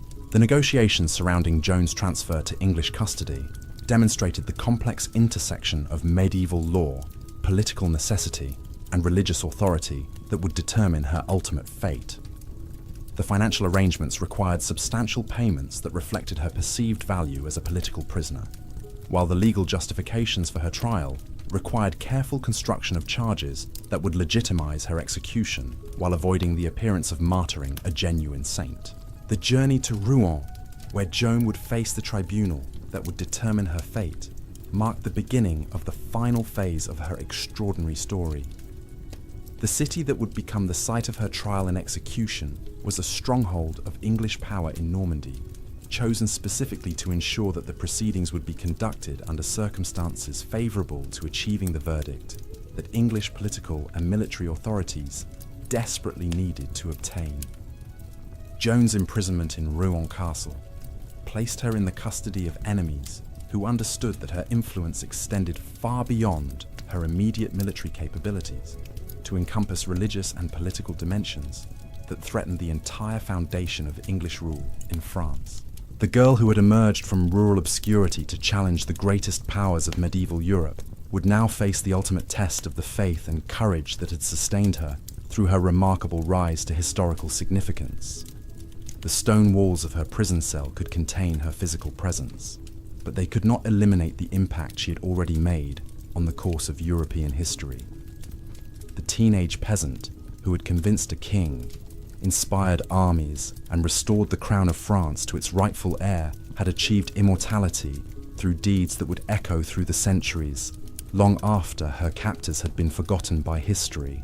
The trial that would seal Joan's place in history began in earnest during the bitter winter months of 1431 in the great hall of Rouen Castle, where English authority held absolute sway. The proceedings that unfolded within those stone walls represented far more than a simple military tribunal. judging a captured enemy commander. This was an elaborate theatrical performance designed to destroy not just Joan's life, but the very foundation of her influence over the French people who had come to see her as an instrument of divine will. The man chosen to orchestrate this judicial drama was Pierre Cauchon, Bishop of Beauvais, whose selection revealed the sophisticated understanding that English authorities possessed regarding the nature of their prisoner and the threats she represented to their continued occupation of France. Cauchon was not merely a religious figure, but a skilled political operative who understood how theological arguments could be weaponized to achieve military and diplomatic objectives. His loyalty to the English cause was unquestioned, forged through years of collaboration that had elevated him to positions of authority within the occupied territories. The charges brought against Joan reflected the complex intersection of religious doctrine, political necessity, and legal precedent that would determine the outcome of her trial. The formal accusations included heresy, witchcraft, and the wearing of male clothing. But beneath these seemingly theological concerns lay more fundamental questions about the nature of divine revelation and the legitimacy of political authority. If Joan's visions were authentic, then her mission to crown Charles VII and drive out foreign occupiers carried heavenly sanction that no earthly tribunal could legitimately challenge. The composition of the court that would judge Joan revealed the care with which English authorities had constructed their case against her. The assembled clerics represented various universities and religious institutions throughout the occupied territories, lending an appearance of scholarly objectivity to proceedings that were designed from the outset to achieve a predetermined verdict. These learned men possessed the theological expertise necessary to construct sophisticated arguments that would justify Joan's condemnation while maintaining the appearance of impartial religious inquiry. Joan's behavior during the opening sessions of her trial demonstrated the same combination of intelligence and moral courage that had characterized her entire remarkable career. Despite being chained in her cell and subjected to constant interrogation, she maintained the dignity and composure that had impressed nobles at the royal court. Her responses to complex theological questions revealed the sophisticated religious knowledge she had acquired during her years of preparation for her divine mission, while her refusal to be intimidated by her accusers showed the unshakable conviction that had enabled her to achieve the impossible. The theological debates that dominated the trial proceedings centered on fundamental questions about the nature of divine communication and the relationship between heavenly authority and earthly institutions. Joan's claim that she received direct revelation from saints and angels challenged established church doctrine regarding the proper channels through which God communicated with humanity.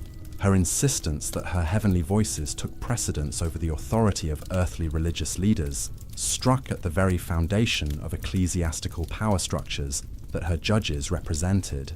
The interrogations revealed Joan's sophisticated understanding of the political dimensions of her religious beliefs. When questioned about her loyalty to the Catholic Church, she drew careful distinctions between her obedience to God's will, as revealed through her visions, and her respect for church authorities who might not fully understand the divine purpose she had been chosen to serve. This nuanced theological position demonstrated intellectual abilities that impressed even hostile observers while maintaining consistency with her previous claims about the source of her mission. The question of Joan's male clothing became a focal point of the proceedings, as her judges sought to use this apparent violation of biblical and ecclesiastical law as evidence of her heretical nature. Joan's defense of her sartorial choices revealed both practical wisdom and theological sophistication, as she explained that her adoption of male attire had been necessary for the military activities her heavenly voices had commanded her to undertake. Her argument that external appearance was less important than internal spiritual condition challenged traditional interpretations of religious law, while remaining consistent with broader Christian teachings about the primacy of heart over outward form. The political implications of the trial extended far beyond the immediate question of Joan's guilt or innocence to encompass broader issues of legitimacy and authority that would influence the future course of the 100 Years' War. English authorities understood that Joan's condemnation as a heretic would retroactively delegitimize the coronation at Reims and call into question the divine sanction that Charles VII claimed for his rule. If the woman who had made his kingship possible was proven to be a servant of Satan rather than God, then the entire foundation of French resistance to English occupation could be undermined. The French response to news of Joan's trial revealed the complex political calculations that her capture had created for Charles VII and his supporters. The king, who owed his crown to her influence, found himself in the impossible position of wanting to help his former champion while avoiding actions that might legitimize the proceedings against her or provide her enemies with additional propaganda weapons. The delicate balance between loyalty and political necessity would influence French policy throughout the trial period. Joan's physical treatment during her imprisonment reflected her captor's understanding that her influence extended beyond her immediate military capabilities to encompass psychological and spiritual dimensions that threatened English interests. The harsh conditions of her confinement were designed not merely to punish her for past actions, but to break her spirit and force her to renounce the divine mission that had made her such a powerful symbol of French resistance. The constant surveillance and interrogation created pressures that would have overwhelmed most prisoners, but Joan maintained her composure through faith and inner strength that seemed to grow stronger under adversity. The theological experts brought in to examine Joan's religious beliefs included some of the most learned scholars in medieval Europe, men whose expertise in canon law and doctrinal interpretation gave weight to their conclusions about the authenticity of her visions. Their careful analysis of her claims revealed both the sophistication of her theological knowledge and the consistency of her beliefs across months of intensive questioning. Even hostile examiners were impressed by her ability to defend complex religious positions while maintaining the humility and devotion expected of a truly pious Christian. The international attention focused on Joan's trial reflected the broader European significance of her remarkable career and the implications of her fate for political relationships throughout Christendom. Foreign courts that had been following her story since her first appearance at Chinon recognized that the outcome of the proceedings would influence not just the immediate military situation in France, but longer-term questions about divine intervention in human affairs and the relationship between religious authority and political power. The propaganda dimensions of the trial became increasingly apparent as English authorities worked to ensure that their version of events would be accepted by audiences throughout Europe. Carefully orchestrated leaks of information about Joan's supposed confessions and theological errors were designed to undermine her reputation while building support for the eventual verdict that would justify her execution. These efforts revealed the sophisticated understanding that medieval political leaders possessed regarding the importance of public opinion in legitimizing controversial actions. Joan's moments of apparent weakness during the trial, when the enormous pressures of her situation temporarily overwhelmed her resolve, demonstrated her essential humanity while also providing her enemies with opportunities to claim that she had renounced her divine mission. These episodes were seized upon by her prosecutors as evidence that her previous confidence had been based on demonic deception rather than genuine religious inspiration. The complexity of her psychological state during these difficult periods reflected the extraordinary stresses created by her unique position as a teenager, facing execution for claims that she genuinely believed to be true. The technical legal arguments that dominated much of the trial revealed the care with which Joan's enemies had constructed their case against her. The charges of heresy required proof not only that her beliefs were contrary to church doctrine, but that she had been properly instructed regarding orthodox teaching and had willfully chosen to persist in error despite correction. The procedural requirements of canon law created opportunities for Joan's defenders to challenge the legitimacy of the proceedings, but these technical objections were systematically overruled by judges who were determined to achieve the verdict that their English sponsors demanded. The question of Joan's virginity became another focus of the trial, as her claim to be the virgin prophesied to save France was central to her religious and political authority. Medical examinations confirmed her physical purity, but her judges argued that spiritual corruption could exist alongside bodily integrity. This debate revealed medieval assumptions about the relationship between physical and spiritual states, while also demonstrating the lengths to which Joan's enemies would go to discredit every aspect of her extraordinary story. The final phase of the trial saw Joan's enemies intensifying their efforts to secure either her recantation or her condemnation, as the prolonged proceedings had created international attention that made the outcome increasingly important for English credibility. The threat of execution was used to pressure her into renouncing her visions and accepting the authority of the church tribunal.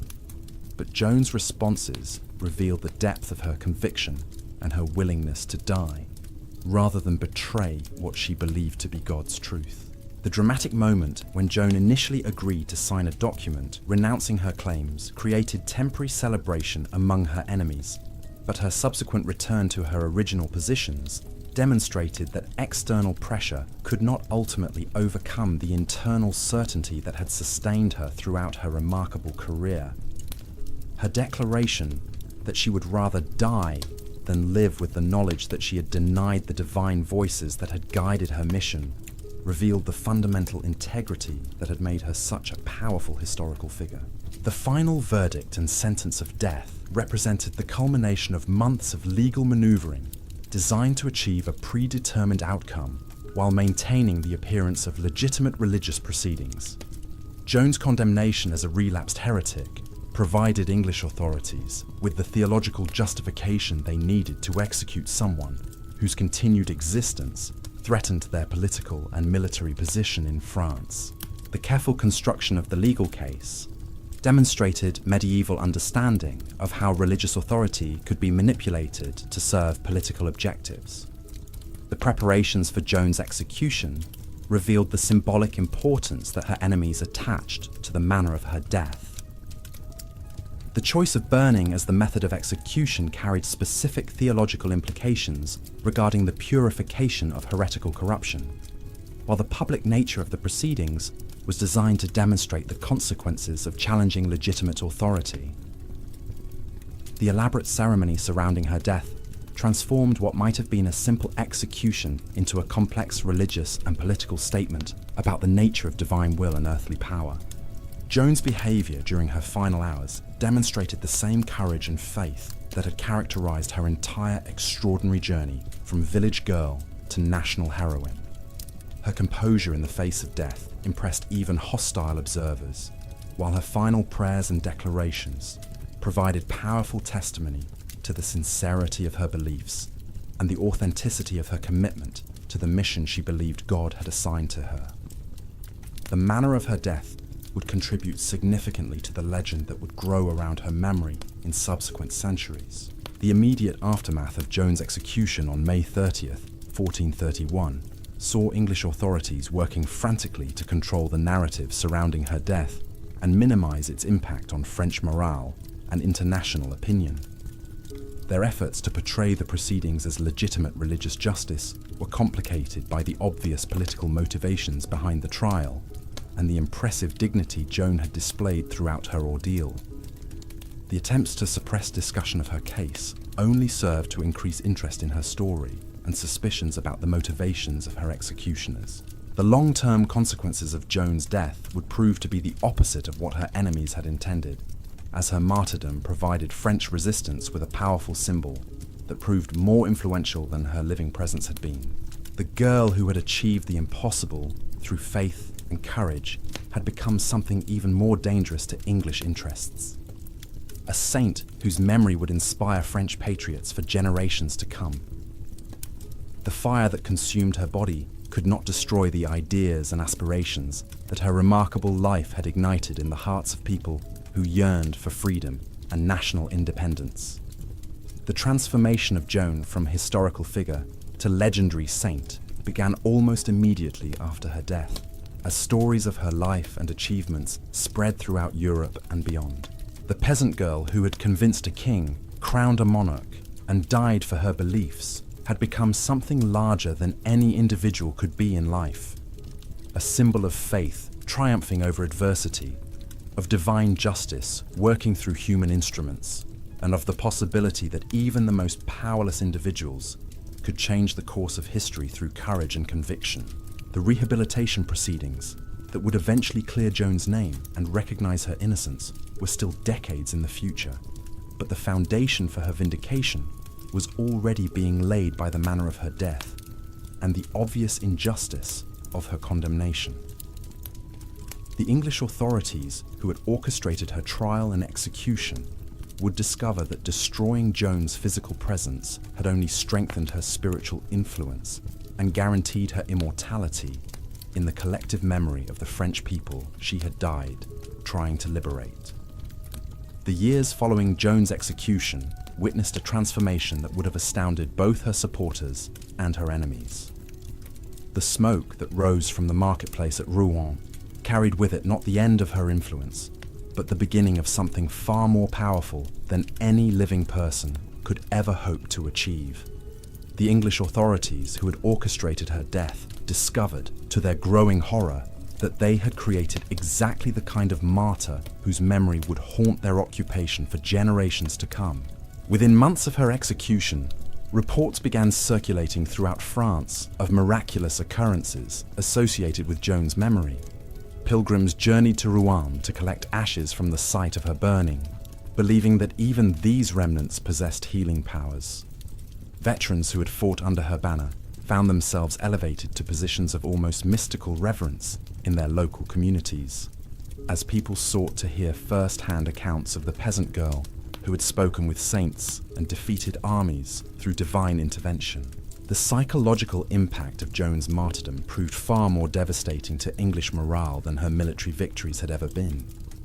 Soldiers who had grown accustomed to viewing their French enemies as defeated and demoralized now found themselves facing opponents who fought with renewed determination and spiritual purpose. The knowledge that they served the same cause that had executed a teenage girl for claiming divine guidance created doubts and uncertainties that undermined discipline and effectiveness throughout the occupation forces. Charles VII, the king whose crown Joan had made possible, faced his own complex challenges in managing the aftermath of her death. His failure to ransom or rescue the woman who had restored his throne created lasting questions about his character and priorities that would shadow his reign for decades. Yet he also recognized that Joan's martyrdom had provided his kingdom with a unifying symbol more powerful than any living leader could ever hope to become. The political calculations surrounding Joan's memory required delicate navigation between honoring her contributions and avoiding the theological controversies that her claims of divine revelation had created. Charles and his advisors understood that embracing Joan too enthusiastically might alienate church authorities who remained uncomfortable with her assertions of direct communication with heavenly powers, while ignoring her legacy entirely would squander the enormous propaganda value of her martyrdom at English hands. The solution they eventually developed involved a gradual process of rehabilitation that would restore Joan's reputation while carefully avoiding direct challenges to established religious doctrine. This approach required patience and political sophistication, as it meant allowing English propaganda about Joan's heretical nature to go unchallenged for years, while building the case that would eventually vindicate her memory and delegitimize the trial that had condemned her. The military situation in France continued evolving in ways that seemed to validate Joan's prophetic claims about divine support for French independence. The momentum generated by her victories along the Loire Valley had never fully dissipated, and French commanders who had learned from her example continued employing the aggressive tactics and inspirational leadership that she had pioneered. The English found themselves fighting not just against French armies, but against the ghost of a teenage girl whose influence seemed to grow stronger with each passing year. The Burgundian position became increasingly untenable as Joan's martyrdom made collaboration with foreign occupiers seem not just politically questionable, but morally indefensible. Duke Philip the Good, who had profited enormously from his alliance with English forces, discovered that his subjects were becoming reluctant to support policies that aligned them with the executioners of someone who was increasingly viewed as a saint. The careful political calculations that had justified his English alliance were being undermined by popular revulsion at Joan's treatment and growing belief in her divine mission. The rehabilitation of Joan's reputation gained momentum throughout the 1440s as French military successes made her prophecies about eventual English defeat seem increasingly credible. The systematic recovery of territories that had been under foreign control for decades appeared to fulfill her predictions about divine intervention in French affairs, while the declining effectiveness of English resistance suggested that God had indeed withdrawn his favour from their cause.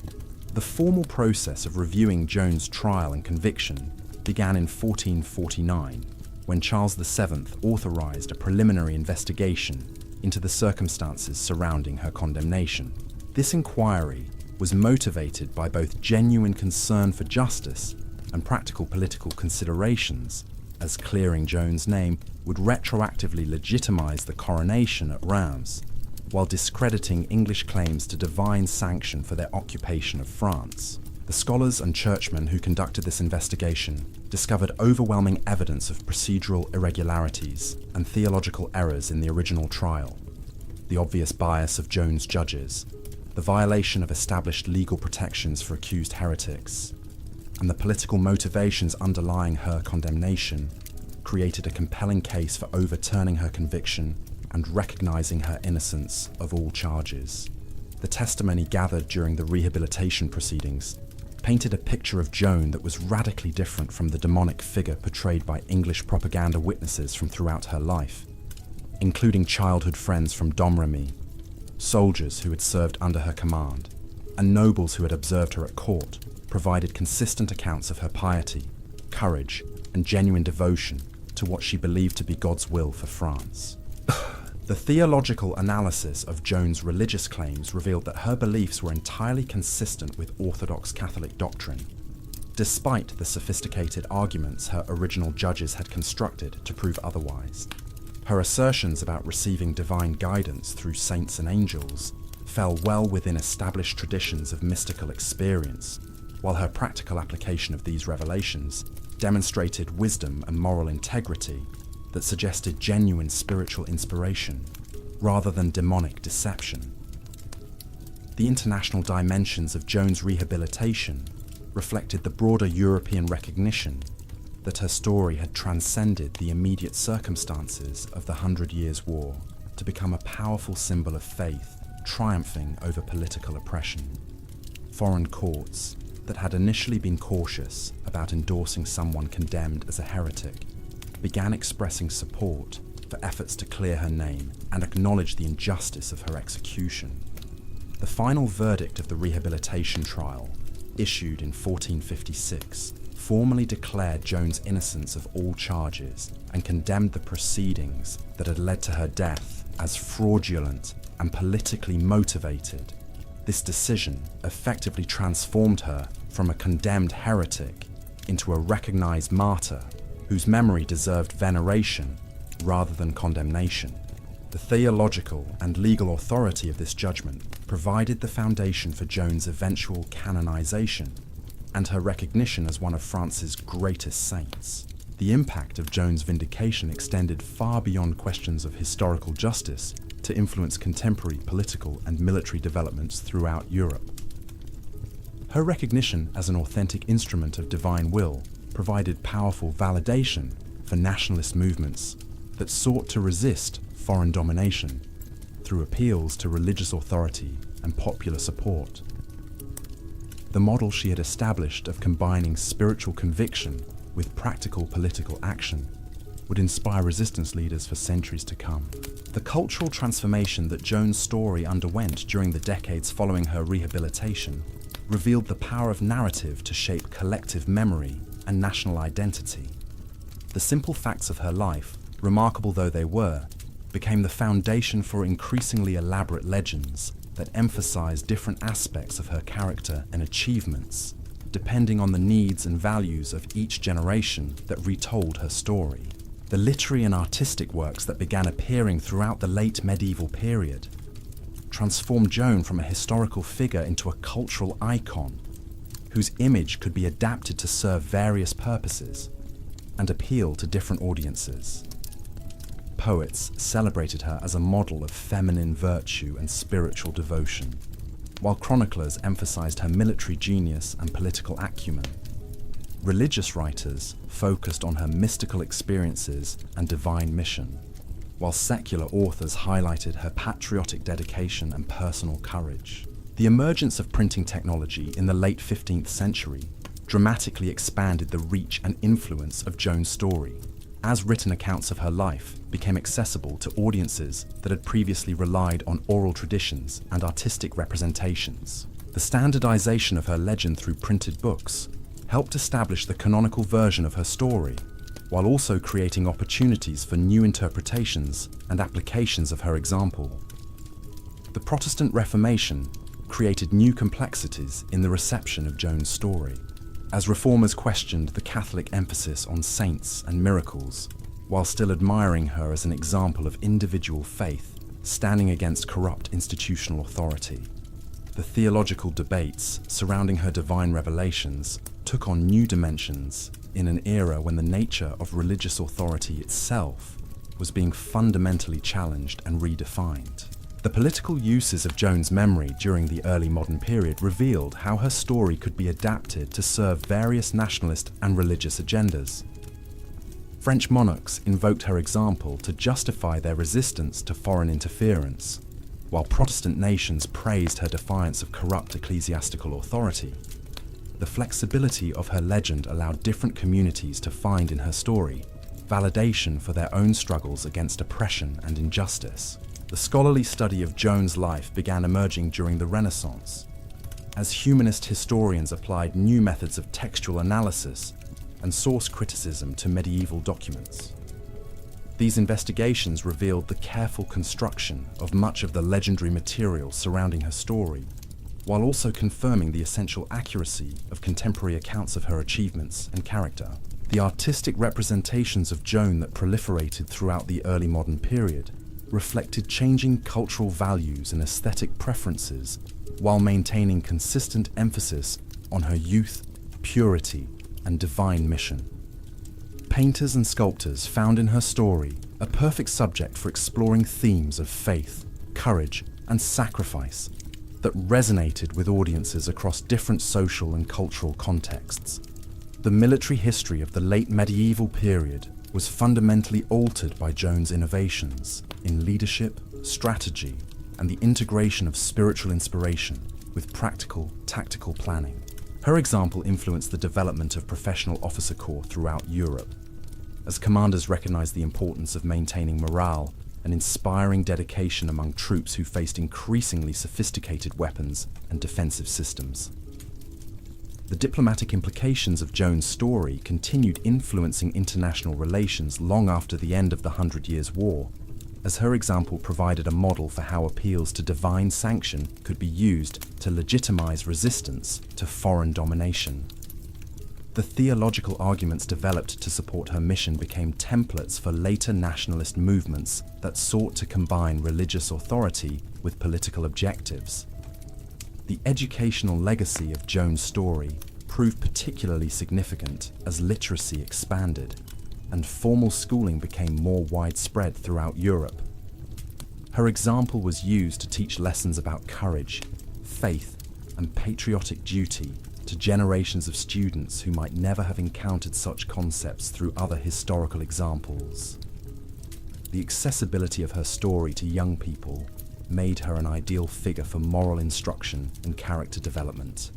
The economic impact of Joan's cult grew substantially, as pilgrimage sites associated with her life became important sources of revenue for local communities.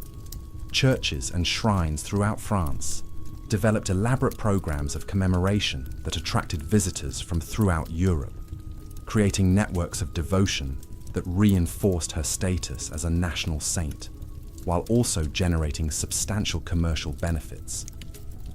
The technological developments that transformed warfare during the late medieval period were influenced by lessons learned from Joan's campaigns, particularly her emphasis on rapid movement, aggressive tactics, and the importance of maintaining supply lines during extended operations. Military engineers and strategists studied her methods for insights that could be applied to the increasingly complex challenges of early modern warfare. The legal precedents established by Joan's rehabilitation trial influenced the development of procedures for reviewing cases of alleged judicial misconduct and religious persecution. The careful documentation of procedural errors and theological misinterpretations in her original trial provided models for later efforts to overturn unjust convictions and protect individuals from abuse of ecclesiastical and secular authority. The linguistic impact of Joan's story contributed to the development of vernacular literature and the standardization of national languages throughout Europe. The popularity of works celebrating her achievements created markets for books written in languages other than Latin, encouraging authors to develop sophisticated literary techniques for reaching broader audiences with complex historical and religious themes. The medical understanding of mystical experiences and religious visions was influenced by scholarly analysis of Joan's claims about her divine revelations. Physicians and theologians developed new frameworks for distinguishing between authentic spiritual phenomena and various forms of mental illness or deliberate deception, creating precedents that would influence the evaluation of similar cases for centuries. The architectural legacy of Joan's story can be seen in the numerous churches, monuments, and public buildings erected to commemorate her life and achievements. These structures reflected evolving artistic styles and cultural values, while maintaining consistent emphasis on themes of faith, sacrifice, and national identity that made her story relevant to successive generations of admirers. The philosophical implications of Joan's story provided material for extensive debates about the relationship between divine will and human agency, the nature of prophecy and revelation, and the legitimate grounds for resisting established authority. These discussions influenced the development of political theory and moral philosophy throughout the early modern period. The theatrical tradition that grew around Joan's story reflected the dramatic potential of her life, while also serving as a vehicle for exploring contemporary political and social issues through historical allegory. Playwrights found in her example a perfect subject for examining questions about power, justice, and the individual's relationship to society that resonated with audiences across different cultural contexts.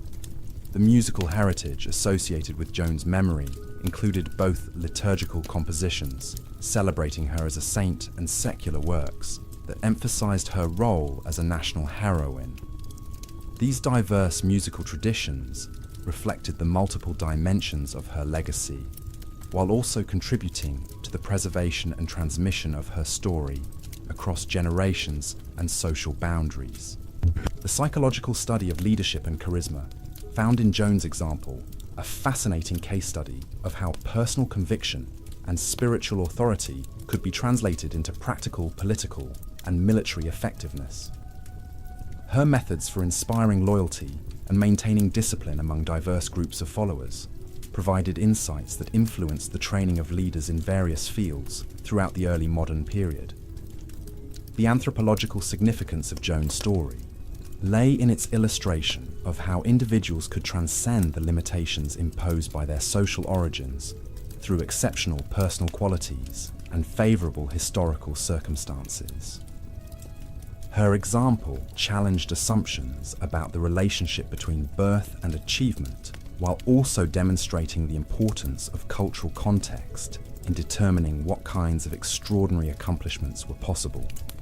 The technological preservation of Joan's memory was enhanced by innovations in printing, artistic reproduction, and eventually, photography that allowed her image and story to reach increasingly global audiences. Each new medium of communication provided opportunities for reinterpreting her legacy, while also ensuring that the essential elements of her remarkable journey would be preserved for future generations. The comparative study of Joan's life alongside other historical figures who claimed divine guidance, revealed both unique aspects of her story and common patterns in how religious authority could be translated into political and military power. These analyses provided insights into the conditions that made such extraordinary careers possible, while also illuminating the cultural factors that determined how such individuals were remembered and celebrated. The continuing relevance of Joan's example in the modern world reflects the enduring appeal of stories about individuals who overcome seemingly impossible obstacles through faith, courage, and determination. Her transformation from powerless peasant girl to national saint provides inspiration for anyone who faces challenges that seem too great for individual effort to overcome, demonstrating that extraordinary circumstances can create opportunities for ordinary people to achieve immortal greatness. The peaceful conclusion to this remarkable story lies not in any single moment or achievement, but in the gradual recognition that Joan of Arc had accomplished something that transcended the immediate circumstances of her brief life. The teenage girl who had convinced a king, inspired armies, and died for her beliefs had become something far greater than any individual could hope to be, a symbol of the human capacity for transformation, sacrifice, and ultimate triumph over the forces that seek to diminish the dignity and potential of the human spirit. The story of Joan's transformation into legend reveals patterns that would echo through centuries of human struggle against impossible odds. Her death had achieved something her enemies never anticipated, something more dangerous than any living person could ever hope to become. The girl who had emerged from complete obscurity to challenge the greatest powers of her age had proven that extraordinary circumstances could transform the most unlikely individuals into forces that reshape history itself. The decades following her martyrdom witnessed changes that seemed to validate every prophecy she had ever made about France's ultimate destiny. English control over French territories began crumbling with increasing speed, as commanders who had grown confident through years of military success found themselves facing opponents who fought with renewed spiritual purpose and tactical innovation. The psychological warfare implicit in Joan's memory proved more devastating than her actual military campaigns had ever been. French soldiers, who had never seen Joan in life, carried her image into battle, believing that her spirit guided their movements and protected them from enemy weapons. Veterans who had served under her banner became objects of almost mystical reverence in their communities, as people sought to hear first-hand accounts of the peasant girl who had spoken with saints and transformed the course of European politics through divine intervention. These living connections to her story created networks of devotion that spread throughout the kingdom. The English discovered that occupying territories populated by people who viewed them as the murderers of a saint created challenges they had never previously encountered. Civilian resistance took forms that ranged from passive non-cooperation to active sabotage, while local officials who had collaborated with occupation forces found their authority undermined by communities that increasingly viewed such cooperation as moral betrayal. The administrative systems that had sustained English rule for decades began breaking down under pressure from populations that refused to accept foreign domination. Military commanders, who had learned their trade during Joan's campaigns, continued employing the innovative tactics and inspirational leadership methods she had pioneered. Her emphasis on rapid movement, aggressive attacks, and the integration of spiritual motivation with practical strategic planning became standard elements of French military doctrine. Officers who had witnessed her ability to transform demoralized troops into effective fighting forces applied these lessons to their own commands, creating a generation of leaders whose effectiveness surprised enemies who had grown accustomed to predictable French responses. The diplomatic implications of Joan's story continued influencing international relations throughout the remainder of the medieval period and beyond. Her example provided a template for how appeals to divine sanction could legitimize resistance to foreign domination, while her martyrdom demonstrated the dangers of persecuting individuals whose claims of religious inspiration resonated with popular sentiment. Foreign courts that had initially dismissed her as an interesting curiosity gradually recognized that her influence extended far beyond the immediate circumstances of French politics. The theological debates surrounding Joan's divine revelations took on new dimensions as scholars and church authorities worked to understand how authentic spiritual experiences could be distinguished from various forms of deception or mental illness. The careful examination of her claims during the rehabilitation proceedings established precedents for evaluating similar cases, while the ultimate recognition of her innocence and sanctity provided validation for mystical traditions that emphasized direct divine communication with chosen individuals. The cultural transformation of Joan's story, from historical fact to national legend, revealed the power of narrative to shape collective memory and political identity. Each generation that retold her tale emphasized different aspects of her character and achievements, creating a flexible symbol that could serve various purposes while maintaining consistent themes of faith, courage, and ultimate triumph over adversity.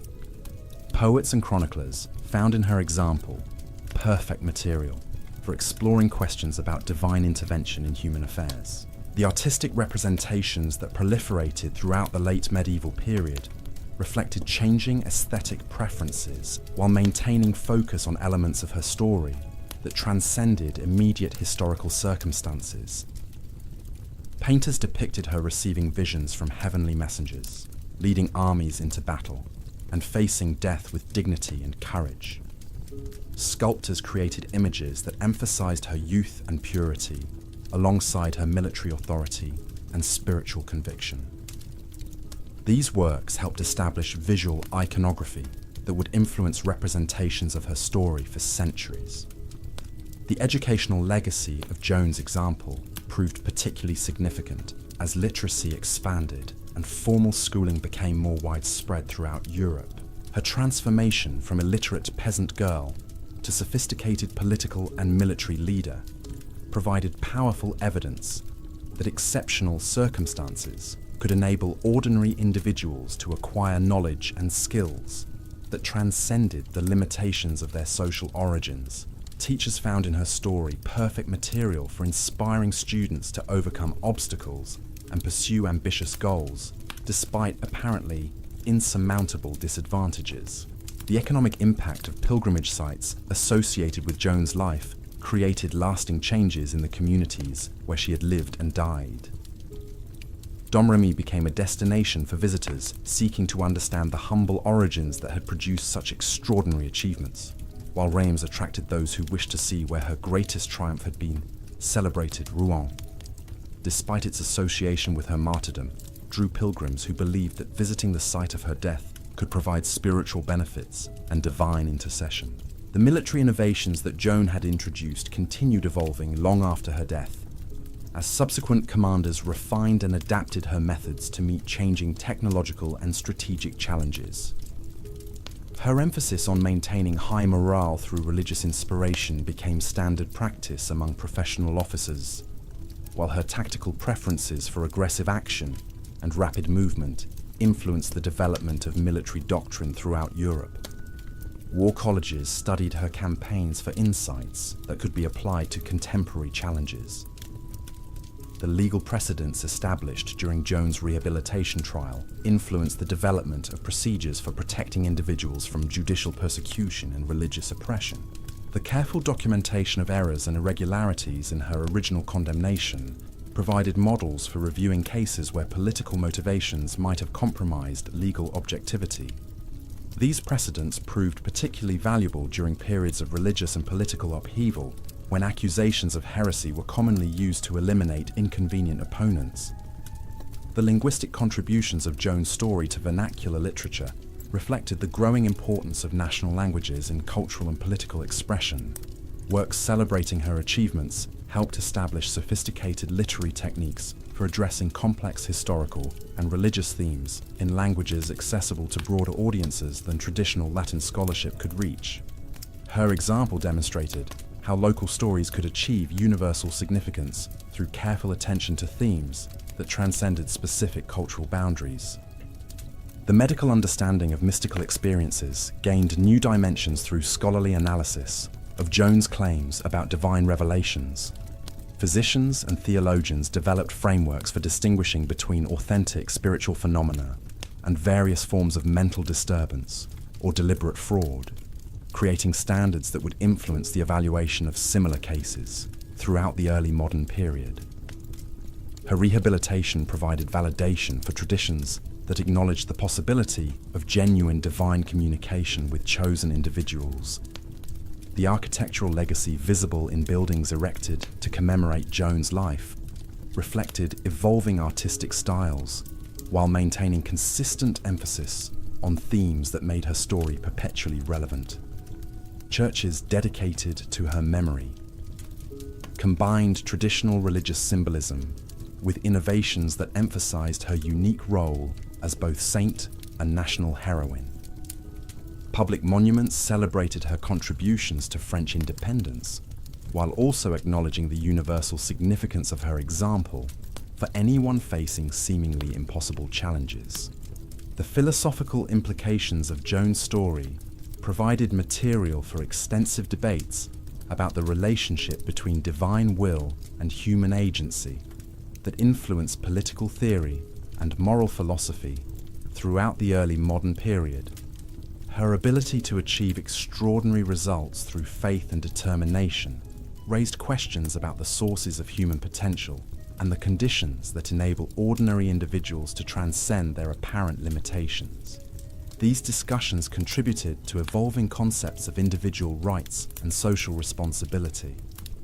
The theatrical tradition that developed around Joan's story reflected its dramatic potential, while also serving as a vehicle for exploring contemporary issues through historical allegory. Playwrights found in her transformation from peasant girl to national savior perfect material for examining questions about power, justice, and social mobility that resonated with audiences across different cultural and political contexts. Her example provided a framework for discussing revolutionary change without directly challenging established authority. The musical heritage associated with Joan's memory encompassed both sacred compositions, celebrating her sanctity, and secular works, emphasizing her patriotic achievements. These diverse musical traditions reflected the multiple dimensions of her legacy, while contributing to the preservation and transmission of her story across generations and social boundaries. Composers found in her life rich material for exploring themes of faith, sacrifice, and ultimate triumph that appealed to audiences throughout Europe and beyond. The psychological study of exceptional leadership found in Joan's example fascinating insights into how personal conviction and spiritual authority could be translated into practical political and military effectiveness. Her methods for inspiring loyalty among diverse groups of followers provided models that influenced leadership training in various fields throughout the early modern period. Military academies studied her techniques for maintaining discipline and motivation under extremely challenging circumstances. The anthropological significance of Joan's story illuminated how individuals could transcend social limitations through exceptional personal qualities combined with favorable historical circumstances. Her rise from powerless peasant to national saint challenged assumptions about the relationship between birth and achievement, while demonstrating the importance of cultural context in determining what kinds of extraordinary accomplishments were possible within specific societies and time periods.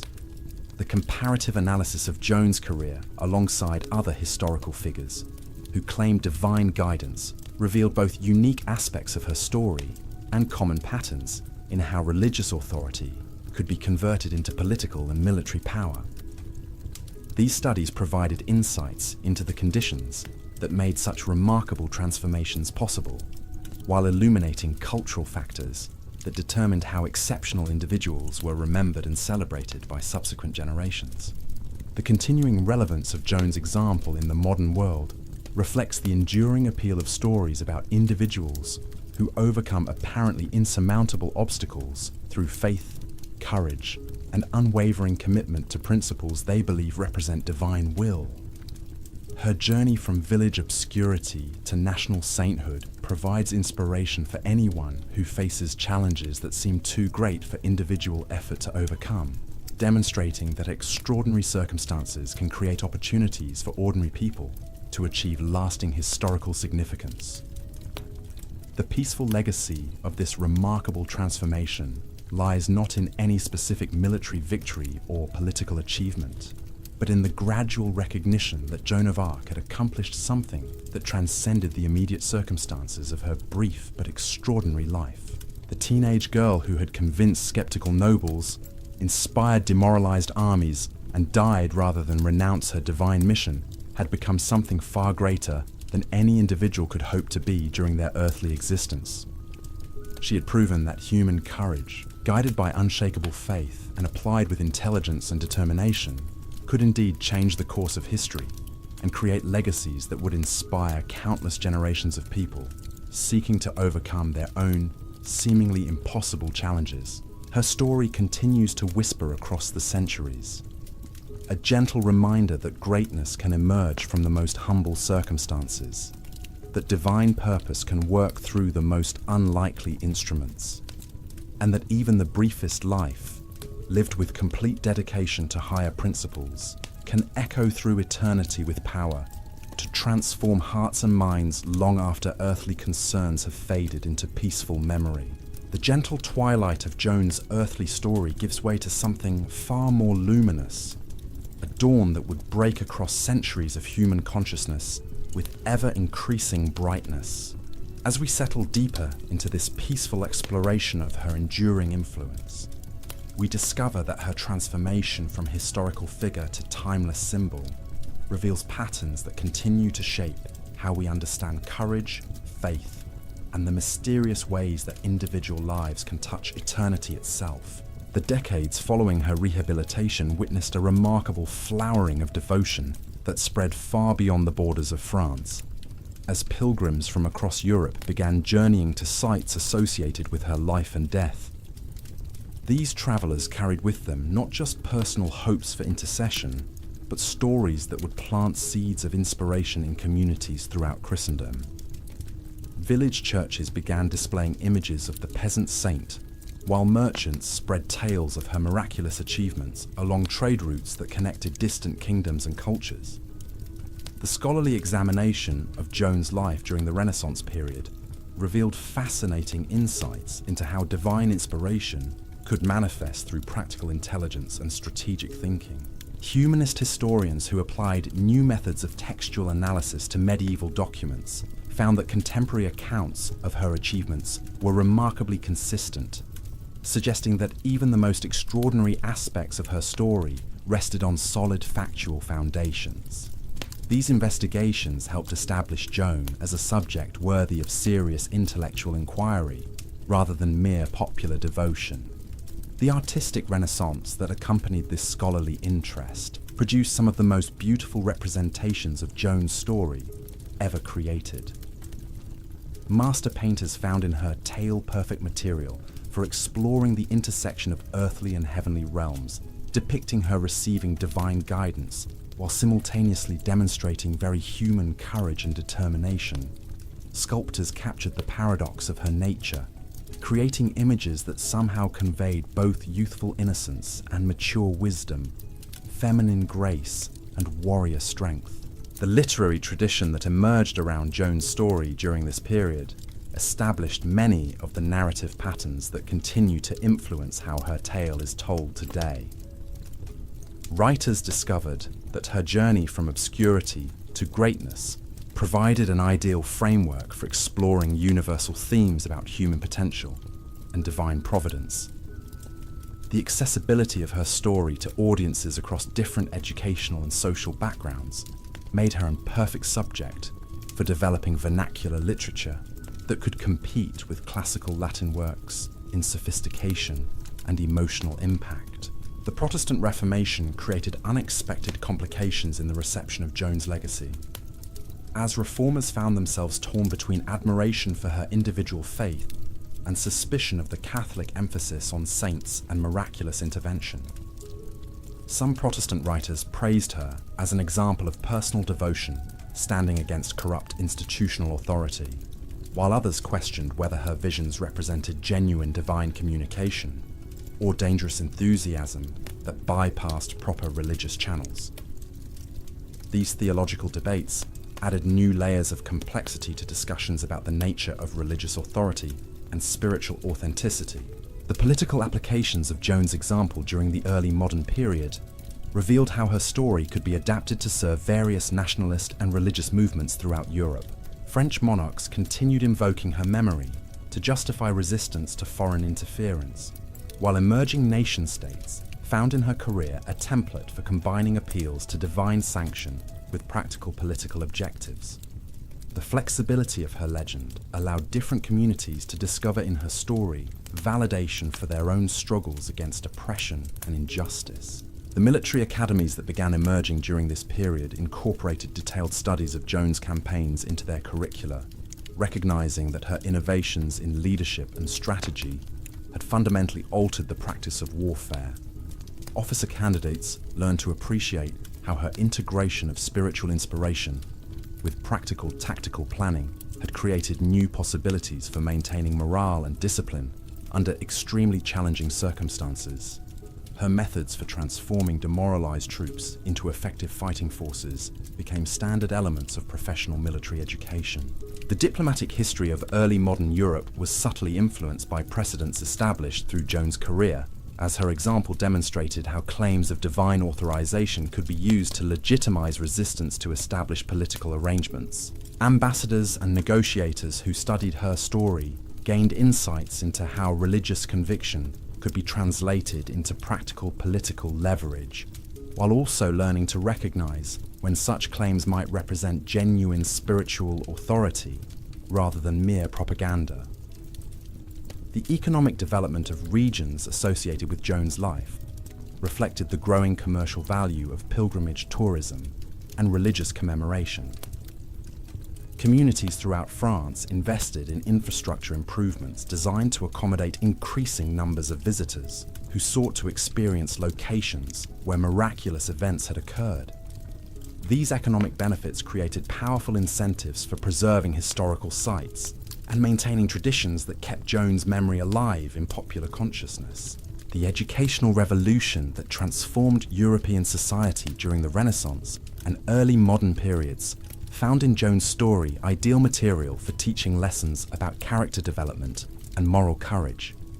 Her transformation from illiterate peasant girl to sophisticated military and political leader provided compelling evidence that exceptional circumstances could enable ordinary individuals to transcend the apparent limitations of their social origins through dedication and divine assistance. The medical understanding of mystical experiences continued evolving through careful analysis of Joan's claims about divine revelations, as physicians and theologians worked together to develop frameworks for distinguishing between authentic spiritual phenomena and various forms of mental disturbance or deliberate deception.